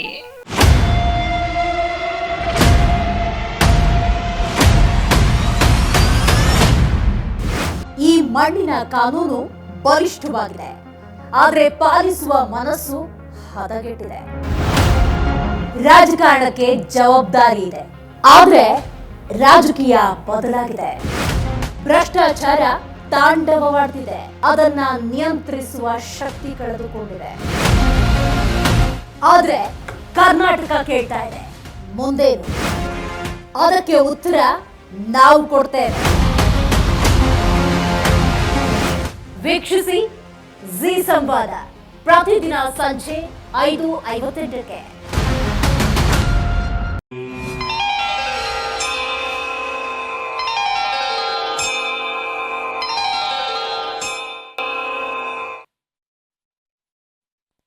ವಿರಾಮದ ಬಳಿಕ ಆರೋಗ್ಯ ರಹಸ್ಯ ಕಾರ್ಯಕ್ರಮಕ್ಕೆ ಸ್ವಾಗತ. ಇದೀಗ ತುಮಕೂರಿನಿಂದ ರೇಣುಕಮ್ಮ ಅಂತ ಹೇಳಿ ಕರೆ ಮಾಡಿದ್ದಾರೆ. ನಮಸ್ಕಾರ ರೇಣುಕಮ್ಮ. ನಮಸ್ಕಾರ ಮೇಡಮ್. ಸ್ವಲ್ಪ ಜೋರಾಗಿ ಮಾತನಾಡಿ. ಯಾರ ಬಗ್ಗೆ ಕೇಳಬೇಕಾಗಿತ್ತು ಹೇಳಿ. ಆಯ್ತು ಮೇಡಮ್. ಓಕೆ, ನಕ್ಷತ್ರ ತಿಳಿಸಿ. ಅವಳಿಗೆ ನಿಮ್ಮ ಧ್ವನಿ ಸ್ಪಷ್ಟವಾಗಿ ಕೇಳ್ತಾ ಇಲ್ಲ. ಹೇಳಿ. 42 ವರ್ಷ ಅವಳಿಗೆ. Okay, hello hello madam. ಹೇಳಿ ಹೇಳಿ. 40 ವರ್ಷ ಅವಳಿಗೆ. ನಕ್ಷತ್ರ ಶತಬೀಜ ನಕ್ಷತ್ರ ಹುಟ್ಟಿರೋದು. ಓಕೆ, ಗುರುಗಳಿದ್ದಾರೆ, ನೇರವಾಗಿ ನಿಮ್ಮ ಪ್ರಶ್ನೆ ಏನು ಅಂತ ಹೇಳಿ ತಿಳಿಸಿ. ಹಾ ಕೊಡಿ madam. Hello hello hello hello Guruji ನಮಸ್ತೆ. ನಾರಾಯಣ, ಹೇಳಿಮ್ಮ. ನಮ್ಮ ಹುಡುಗಿಗೆ 42 ವರ್ಷ. ಆಯಿತು, ಏನಾಗಬೇಕಿತ್ತು? ಮಕ್ಕಳಾಗಿಲ್ಲ. ಒಂದು 6 ಸಲ ಅಭಾಷಣ ಆಯ್ತು. ಹಾಂ, IVF ಮಾಡಿಸಿದ್ವಿ 3 ಸಲ.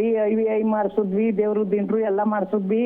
ಹಾಂ, ಮಕ್ಕಳಾಗಿಲ್ಲ. ಅದಕ್ಕೆ ಸರ್ ಫೋನ್ ಮಾಡಿದ್ದು. ಬೇಜಾರಾಯ್ತಾ? ತುಂಬ ಬೇಜಾರಾಗಲ್ವಾ ಸರ್? 6 ಸಲ ಅಭಾಷಣ ಆಗಿದೆ. ದೇವ್ರು ನಾವು ಉಸಿರು ಕೊಡ್ಲಿಲ್ಲ. ದೇವ್ರು ಕೊಡ್ಬೇಕಿತ್ತಾ? ಇನ್ಯಾರು ಕೊಡ್ತಾರೆ ಉಸಿರು? ಓಕೆ ಅಮ್ಮ, ಕೇಳಿಸ್ಕೊಳ್ಳಿ, ಹೇಳ್ತೀನಿ. ಎಲ್ಲ ಕಡೆ ಟೆಸ್ಟ್ ಮಾಡಾಯಿತು. ಏನಮ್ಮ? ಎಲ್ಲ ಗುಡಿ ಗೋಪುರ ಸುತ್ತಾಯಿತು. ಇದು ಹೇಗಿದೆ ಅಂದರೆ, ಒಂದು ಜೋಕಾಗಿ ಹೇಳ್ತೀನಿ. ಮಗು ಪಡೆಯೋಕ್ಕೆ ಗಂಡ ಒಂದು 6 ತಿಂಗಳು ಬೇರೆ ಟೂರ್ ಹೋಗೋದು, ಹೆಂಡತಿ ಒಂದು 6 ತಿಂಗಳು ಬೇರೆ ಕಡೆ ಟೂರ್ ಹೋಗೋದು. ಮಗು ಆಗುತ್ತೇನಮ್ಮ? ಹಂಗಿದೆ ನಮ್ಮ ಪರಿಸ್ಥಿತಿ. ಮಗು ಪಡೆಯೋಕ್ಕೆ ಗಂಡ ಒಂದು ಕಡೆ ಟೂರು, ಹೆಂಡತಿ ಒಂದು ಕಡೆ ಅಂದರೆ ಇದನ್ನು ಉದಾಹರಣೆ ಕೊಡ್ತಾ ಇರೋದು ನಾನು. ಯಾಕೆ ನಾವು ಮುಖ್ಯವಾಗಿ ಏನು ತಿಳಿಬೇಕು ಅದು ತಿಳಿದೇನೆ ದೇವ್ರು ಕೊಡಲಿಲ್ಲ ಅಂದರೆ ದೇವ್ರ ಮೇಲೆ ಹಾಕಿದ್ರೆ ಏನರ್ಥ ಇದು? ಹಾಂ, ನಿಜವಾಗಲೂ ಮಗುಗೂ ದೇವ್ರಿಗೂ ಸಂಬಂಧ ಇಲ್ಲ. ಅದು ಹೆಂಗೆ ಹೇಳ್ತಿರೋ ನಂಗೆ ಗೊತ್ತಿಲ್ಲ. ಆದರೂ ಓಕೆ, ಹೇಳ್ಕೊಡ್ತೀನಿ. ನಿಮ್ಮ ಮಗಳು ತಾನೇ? ಹಲೋ ಹಲೋ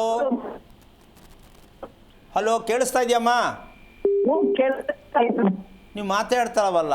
ನಿಮ್ಮ ಮಗಳಿಗೆ ಓಕೆ, ನಿಮ್ಮ ಮಗಳಿಗೆ ಮಲಕ್ಕೊಂಡಾಗ ಮೂಗು ಕಟ್ಟಿಕೊಳ್ಳುವುದು ಗೊತ್ತಾ? ಮೂಗು ಕಟ್ಕೊಳ್ಳುತ್ತೆ ಅಂತ ಗೊತ್ತಾ ನಿಮಗೆ? ಏನು ಅಮ್ಮ ಕೇಳಿಸ್ತಿದ್ಯಾ ಹೋಗ್ಲಿ? ಹ್ಞೂ ಕೇಳಿಸ್ತಿದೆ ಹೇಳಿ ಸರ್. ಮತ್ತೆ ಜವಾಬೇ ಕೊಡಲ್ವಲ್ಲ ನೀನು, ಸುಮ್ಮನೆ ಹ್ಞೂ ಅಂದ್ರೆ ನಾನು ಯಾರಿಗೆ ಹೇಳಿ? Network problem sir. ಮೂಗು ಕಟ್ಕೊಳ್ಳುತ್ತೆ ಅಂತ ವಿಷಯ ಗೊತ್ತಾ ನಿಮ್ಮ ಮಗಳದು? ಈಗ ನನಗ್ ಗೊತ್ತಿಲ್ಲ. ಅವಳು ಕೇಳಿ, ರಾತ್ರಿ ಮಲಗುವಾಗ ಮೂಗು ಕಟ್ಕೊಳ್ಳುತ್ತೆ ಒಂದೊಂದ್ಸಲ ಎದ್ದು ಕೂತ್ಕೊಂಡು, ಒಂದೊಂದ್ಸಲ ಅವಳೇ ಆ ಕಡೆ ಈ ಕಡೆ ರಿಪೇರಿ ಮಾಡ್ಕೋತಾಳೆ. ಕೇಳಿ. ಕೇಳ್ತೀನಿ ಸರ್. ಎರಡನೇದು, ಮಲ್ಕೊಂಡ ತಕ್ಷಣ ಅವಳಿಗೆ ನಿದ್ದೆ ಬರಲ್ಲ, ತುಂಬ ಟೈಮ್ ತಗೊಳತ್ತೆ. ಹೌದ್ ತಾನೆ? ಅದು ಗೊತ್ತಿಲ್ಲ ಸರ್, ಕೇಳ್ಬೇಕು. ಇನ್ನು ಯಾರು ನಿಮ್ಮ ಮಗಳಲ್ಲಿ ಯಾರನ್ನ ಕೇಳೋದು ನೀವು? ಇನ್ನು ಮತ್ತೆ ನೀವ್ಯಾಕೆ ಮಾತಾಡ್ತಾ ಇದ್ದೀರಾ? ತಪ್ಪಲ್ವಾ ಇದು? ನಮ್ಮ ಮಗಳು ಆಚೆ ಹೋಗ್ಯದೆ ಸರ್. ನಿಮ್ಮ ಮಗಳ ಕೈಲಿ ಫೋನ್ ಮಾಡಿಸಿ ದಯವಿಟ್ಟು ನಿಮ್ಗೆ ಹೇಳಿದ್ರೆ ನಿಮ್ಗೇನು ನಿಮ್ಮ ಮಗಳ ಬಗ್ಗೆ ಅಡ್ರೆಸ್ಸೇ ಇಲ್ಲ, ನೀವು ಏನು ಮಗಳು ಅಂತ ತೊಗೊಂಡಿದ್ದೀರೋ ಗೊತ್ತಾಗ್ತಲ್ಲ. ಮಕ್ಕಳು ಮಲಗೋದು ಗೊತ್ತಿಲ್ಲ, ಮಕ್ಕಳು ಹೇಳೋದು ಗೊತ್ತಿಲ್ಲ, ಮಕ್ಕಳು ಊಟ ಮಾಡೋದು ಗೊತ್ತಿಲ್ಲ. ಏನಮ್ಮ ತಾಯಿ ಅನ್ಯಾಯ. ಫಸ್ಟು ಇನ್ನೊಮ್ಮೆ ಅಕಸ್ಮಾತಾಗಿ ನಿಮ್ಮ ಮಗಳ ಕೈಲಿ ಫೋನ್ ಮಾಡಿಸಿ ಮಾತಾಡ್ತೀನಿ, ತಿಳ್ಕೊಳ್ಳಿ, ಅವಳು ತಿಳ್ಕೊಳ್ಳಿ. ಒಳ್ಳೆಯದಾಗಲಿ. ಓಕೆ, ಧನ್ಯವಾದಗಳು ಕರೆ ಮಾಡಿದ್ದಕ್ಕಾಗಿ. ಇದೀಗ ಅಮರ್ನಾಥ್ ಅಂತ ಹೇಳಿ ಕರೆ ಮಾಡಿದ್ದಾರೆ. ನಮಸ್ಕಾರ. ಯಾರ ಬಗ್ಗೆ ಕೇಳಬೇಕಾಗಿತ್ತು ಹೇಳಿ? ನಮ್ಮ ಮಗನ ಬಗ್ಗೆ ನಕ್ಷತ್ರ ತಿಳಿಸಿ. ಧನುಷ ನಕ್ಷತ್ರ. ಗುರು ಹೇಳಿದ್ದಾರೆ, ನಿಮ್ಮ ಪ್ರಶ್ನೆ ಏನು ಅಂತ ಹೇಳಿ. ಹಲೋ, ನಮಸ್ತೆ ಗುರುಜಿ. ನಾರಾಯಣ ಹೇಳಿ. ಎಷ್ಟು ವಯಸ್ಸು ಮಗನಿಗೆ? ಮಗನಿಗೆ 25 ವರ್ಷ ಆಗಿದೆ. ಮಗನ? ಮಗ. ಎಷ್ಟು ವಯಸ್ಸು ಹೇಳಿದ್ದು? 25. ಓಕೆ, ಏನು ಮಾಡ್ತಿದ್ದಾನೆ? ಈಗ ಅವ್ನು ಸ್ವಲ್ಪ ಆಫೀಸಲ್ಲಿಗೆ ಓನ್ ಆಫೀಸ್ ಮಾಡಿಕೊಂಡು ವೆಹಿಕಲ್ಸ್ ಸೇಲ್ ಮಾಡ್ತಾ ಇದ್ದಾನೆ ಗುರುಜಿ. ಈಗ ಏನಕ್ಕೆ ಕರೆ ಮಾಡಿದ್ರಿ? ಮದುವೆ ಬಗ್ಗೆ ಮಾತಾಡೋದು ಗುರುಜಿ. ಮದುವೆ ವಿಳಂಬ ಆಗ್ತಾ ಇದೆ, ಅದಕ್ಕೋಸ್ಕರ.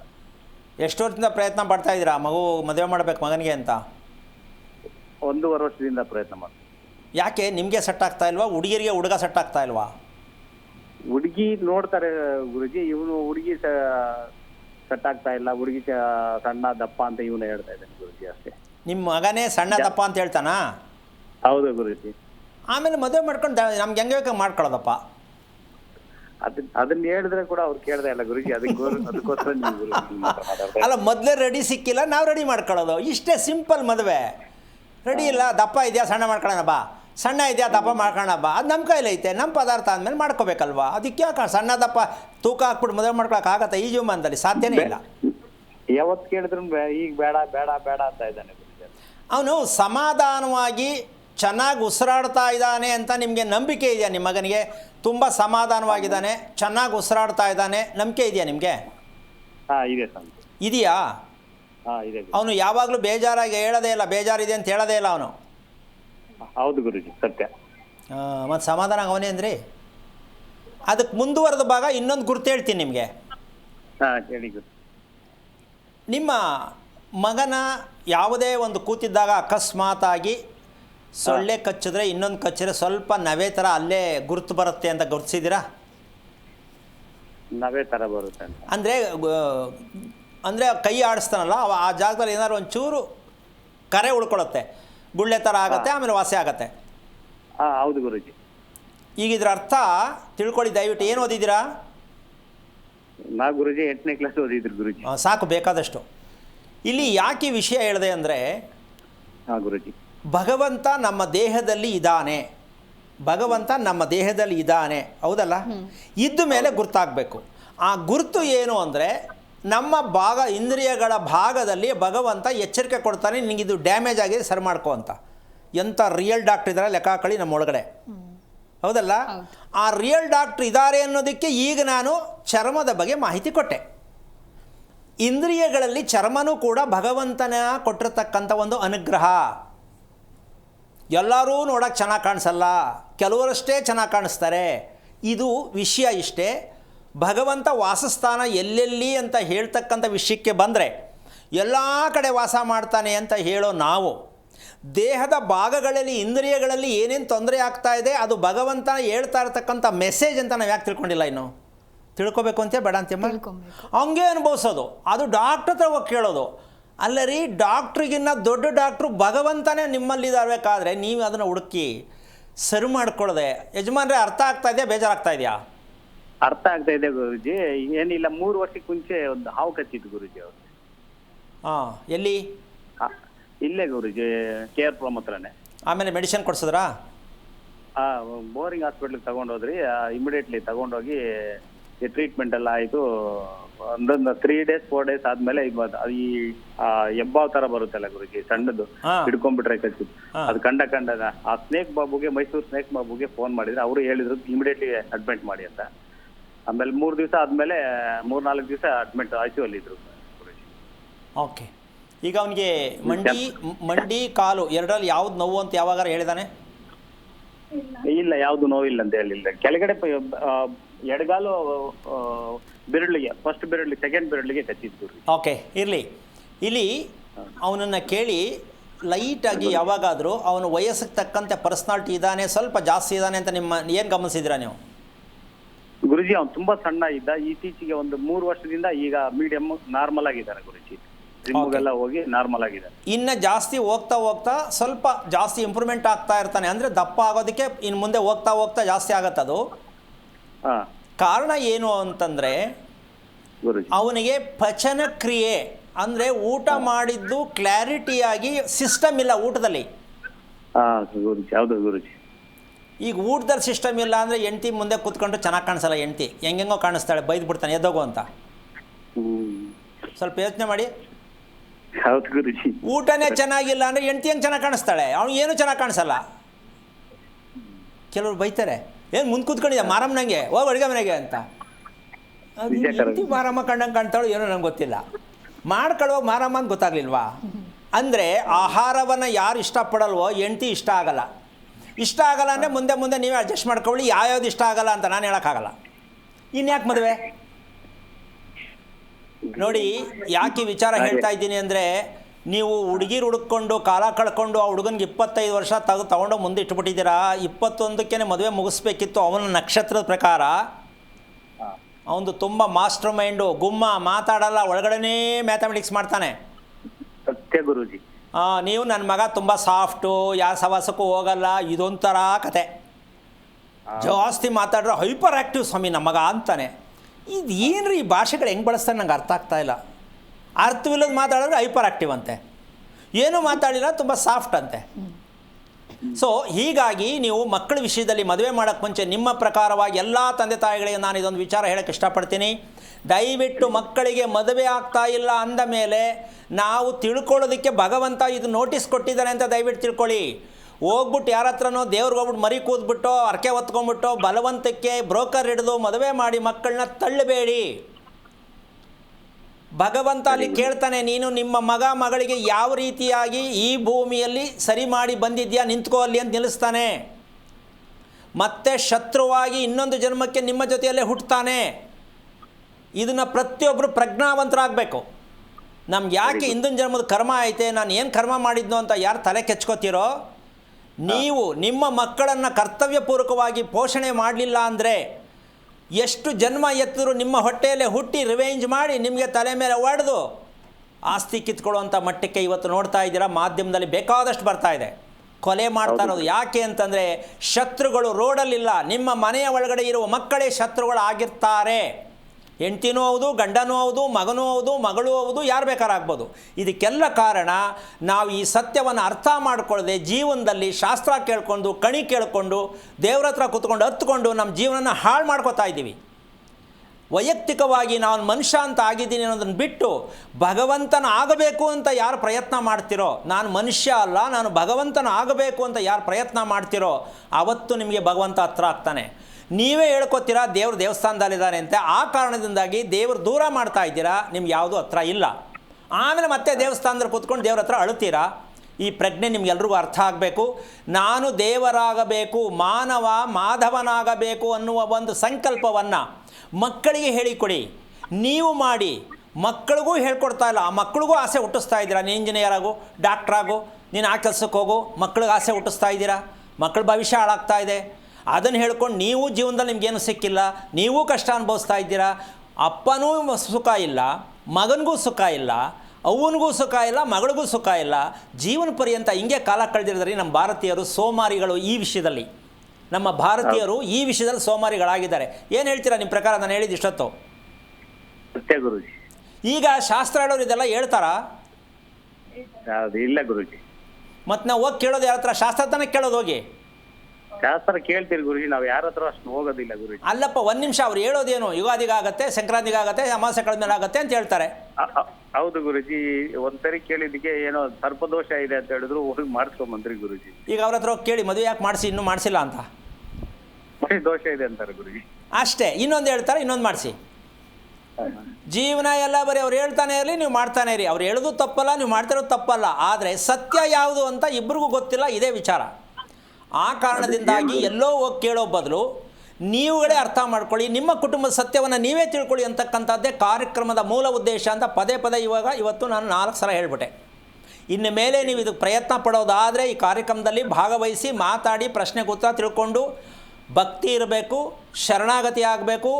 ಅಹಂಕಾರ ಪಟ್ಕೊಂಡು ನನಗೂ ಗೊತ್ತು ಹೇಳ್ರಿ ಅನ್ನೋ ಮಟ್ಟಕ್ಕೆಲ್ಲ ಉದ್ದಾಟದಿಂದ ದಯವಿಟ್ಟು ಯಾರು ಕರೆ ಮಾಡಬೇಡಿ. ನಿಮಗೆ ಪೂರ್ಣವಾಗಿ ಆಸಕ್ತಿ ಇದ್ದರೆ, ಹೊಟ್ಟೆ ಹಸ್ತಿದ್ರೆ ಇದರ ಬಗ್ಗೆ ಹೇಳ್ಕೊಡೋಣ, ತಿಳ್ಕೊಳ್ಳಿ, 4 ಜನಕ್ಕೆ ಒಳ್ಳೆಯದಾಗಲಿ, ನಿಮ್ಮ ಕುಟುಂಬವನ್ನು ರಕ್ಷಣೆ ಮಾಡ್ಕೊಳ್ಳಿ, ಬೇರೆ ಮನೆ ಬಿಟ್ಟಾಕಿ. ಈ ರಕ್ಷಣೆ ಆಗಬೇಕು ಅಂತಕ್ಕಂಥದ್ದೇ ಆರೋಗ್ಯ ರಹಸ್ಯದ ಪೂರ್ಣ ಸತ್ಯ. ನೀವು ಮೊದಲು ಮದುವೆ ಮಾಡೋಕ್ಕಿಂತ ಮುಂಚೆ ನಿಮ್ಮ ಮಗನ ದೇಹದಲ್ಲಿ ಇರ್ತಕ್ಕಂತಹ, ಅದರಲ್ಲೂ ಅದು ಯಾವುದೇ ಆಗಲಿ ಕಚ್ಚಿದ ಮೇಲೆ ಅದು ಆ ಹುಡುಗನಿಗೆ ಏನು ಮೆಸೇಜ್ ಕೊಡುತ್ತೆ ಅಂದರೆ, ಬೇಜಾರು ಮಾಡ್ಕೋಬೇಡಿ, ಅನ್ಯ ಸ್ತ್ರೀ ಸಹವಾಸಕ್ಕೆ ಕುಟುಂಬದಲ್ಲಿ ನಡೆದಿರ್ತಕ್ಕಂಥ ಒಂದು ಘಟನೆ ಇದೆ. ಪರಸ್ತ್ರೀ ಸಂಪರ್ಕ ಅಕಸ್ಮಾತ್ ಕದ್ದು ಮುಚ್ಚಿ ನಡ್ಕೊಂಡಿರ್ತಕ್ಕಂತಹ, ವಂಶದಲ್ಲಿ ನಡೆದಿರ್ತಕ್ಕಂತಹ ಈ ಸಮಸ್ಯೆ ಇರ್ತಕ್ಕಂಥವ್ರಿಗೆ ಹಾವು ಕಚ್ಚುತ್ತೆ, ಹಾವು ಬರುತ್ತೆ, ನಾಯಿ ಕಚ್ಚುತ್ತೆ, ನಾಯಿ ಬಂದು ಅಳುತ್ತೆ, ನಾಯಿ ಸಾಯುತ್ತೆ. ಇದೆಲ್ಲವೂ ಕೂಡ ಕುಟುಂಬದಲ್ಲಿರ್ತಕ್ಕಂಥ ಸತ್ಯ ತಿಳ್ಕೊಳ್ಳಿ ಅಂತ ಮೆಸೇಜ್ ಕೊಡೋದು.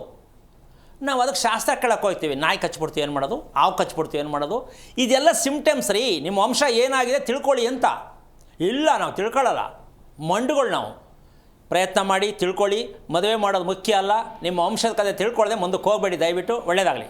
ಓಕೆ, ಧನ್ಯವಾದಗಳು ಕರೆ ಮಾಡಿದ್ದಕ್ಕಾಗಿ. ಗುರುಜಿ ತಿಳಿಸ್ಕೊಡ್ತಾ ಇದ್ರಿ, ಹುಟ್ಟುವಂತಹ ಮಗು ಆರೋಗ್ಯವಂತರಾಗಿ ಚೆನ್ನಾಗಿ ಇರಬೇಕು ಅಂತ ಹೇಳಿದ್ರೆ ತಾಯಿ ಸೇವಿಸುವಂಥ ಆಹಾರ ಬಹಳ ಮುಖ್ಯ ಅಂತ ಹೇಳಿ ಮುಂದುವರಿಸ್ತಾ ಹೋಗೋದಾದರೆ ಇಲ್ಲಿ ಈಗ ಅರ್ಥ ಮಾಡ್ಕೊಳ್ಳಮ್ಮ, ಈಗ ಸಾಕಷ್ಟು ಈ ಪ್ರಶ್ನೆಗಳು ತುಂಬ ಜನಗಳಲ್ಲಿದೆ.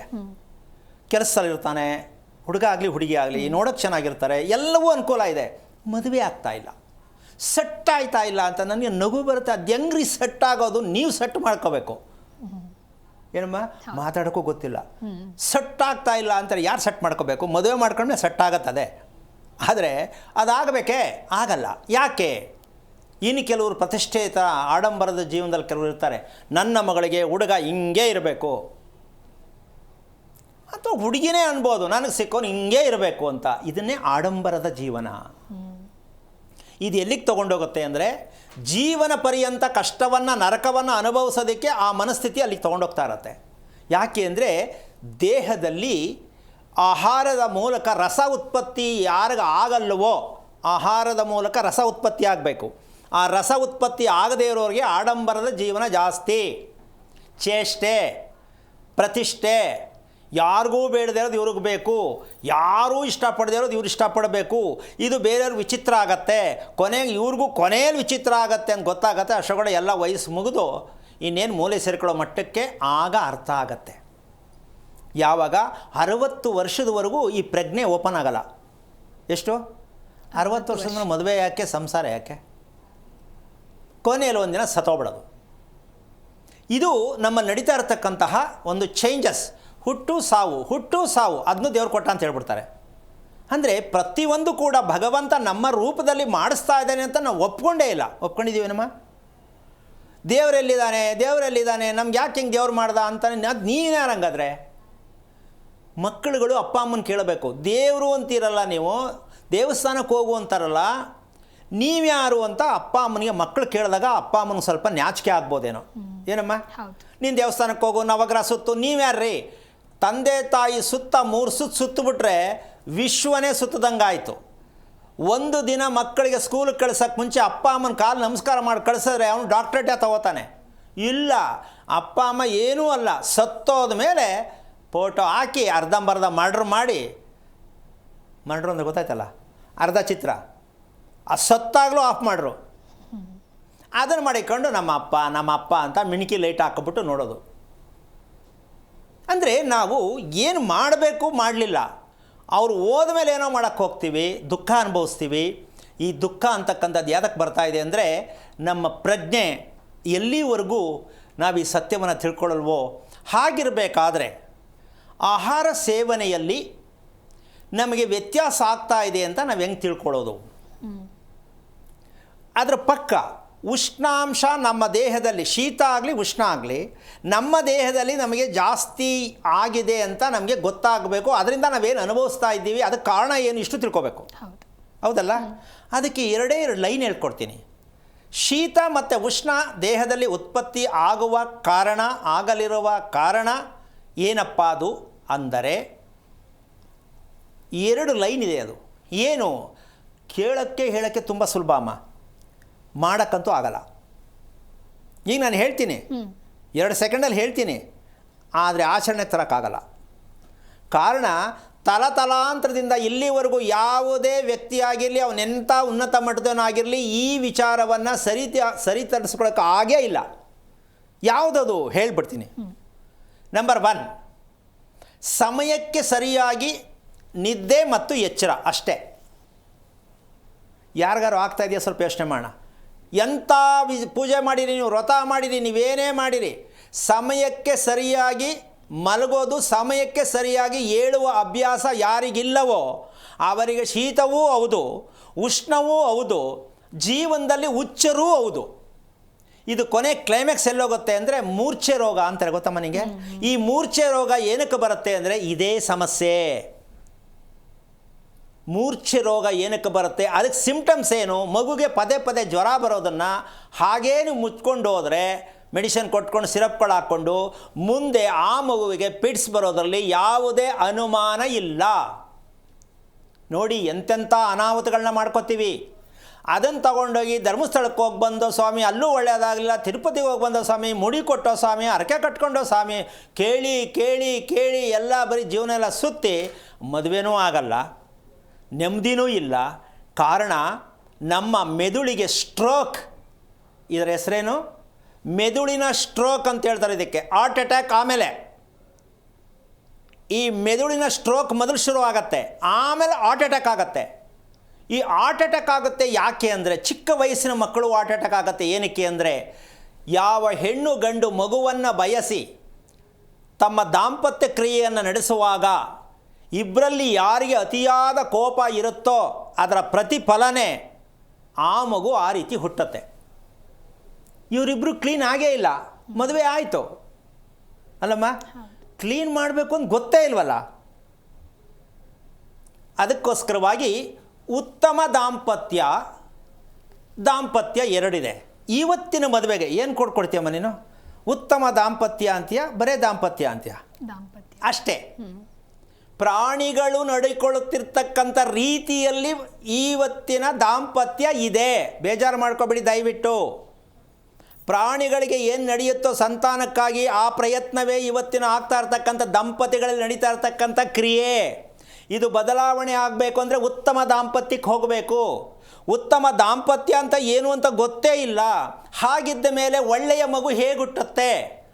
ಒಳ್ಳೆಯದು ಕೆಟ್ಟದ್ದು ಅಂತ ಹೆಂಗೆ ಕೇಳ್ತೀರಾ? ಯಾರು ಇದನ್ನು ರಿಪೇರಿ ಮಾಡೋಕ್ಕಾಗತ್ತೆ? ಯಾರ ಕೈಲಿತ್ತು ಇದು? ಅಪ್ಪ ಅಮ್ಮನ ಕೈಲಿತ್ತು.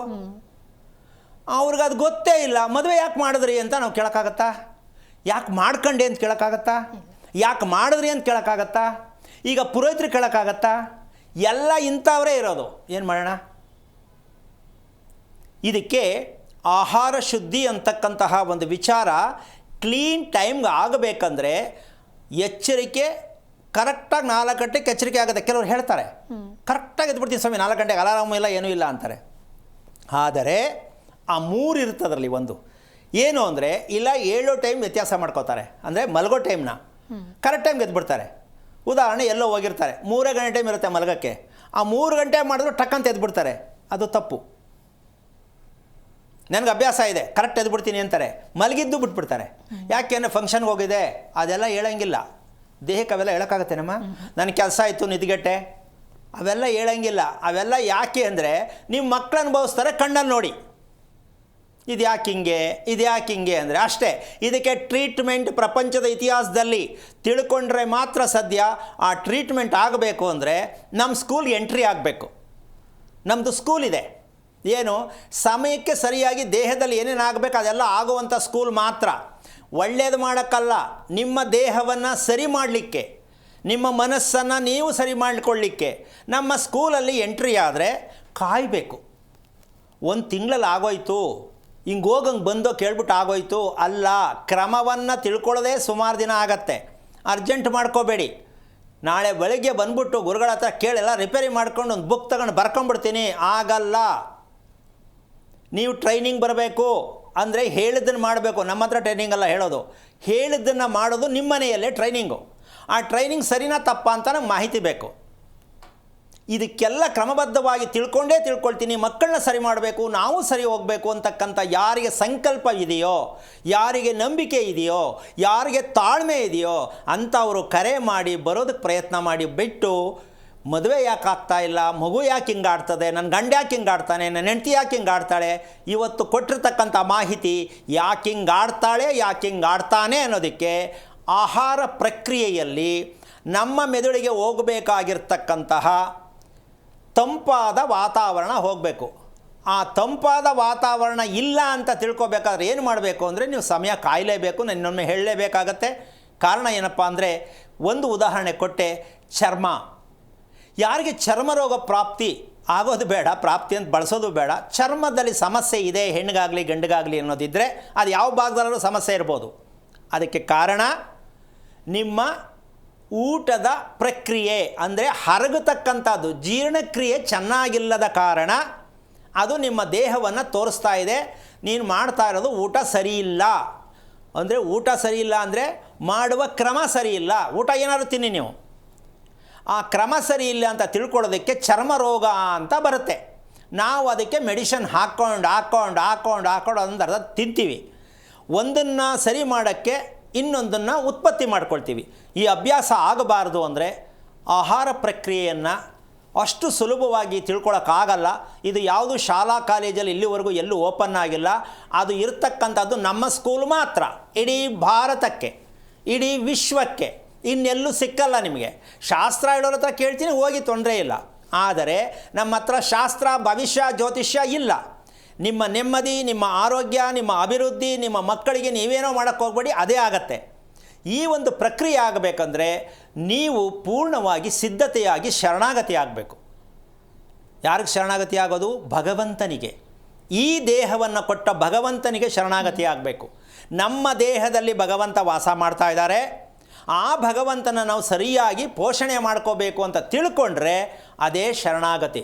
ನನಗೆಲ್ಲ ಗೊತ್ತು, ನಾನು ಓದಿದ್ದೀನಿ, ನನಗೆ ಶಕ್ತಿ ಐತೆ, ನಾನು ಅಲ್ಲೋಗಿದ್ದೀನಿ, ಇದೆಲ್ಲ ಹೇಳಿದ್ರೆ ಜೀವನದಲ್ಲಿ ನಮ್ಮ ಹತ್ರ ಬಂದರೂ ಒಳ್ಳೆಯದಾಗಲ್ಲ.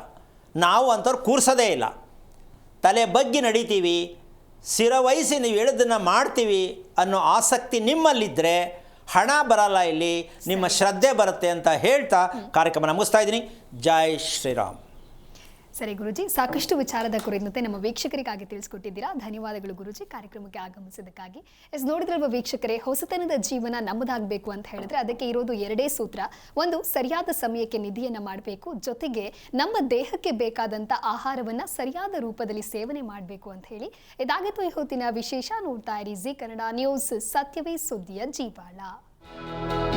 ಹೆಚ್ಚಿನ ಮಾಹಿತಿಗಾಗಿ ಸಂಪರ್ಕಿಸಿ ಶ್ರೀಮಾನ್ ಶ್ರೀ ಪುರುಷೋತ್ತಮ್ ದೇಶಿ ಗುರೂಜಿ, ಶ್ರೀ ಧರ್ಮ ಮಾರ್ಗ ಕಚೇರಿ, ನಂಬರ್ 532, ಮಲಥಳ್ಳಿ ಮುಖ್ಯ ರಸ್ತೆ, ಬೆಂಗಳೂರು 560056. ಸಂಪರ್ಕಿಸಿ 9148639933, 8618915231, 91082588834.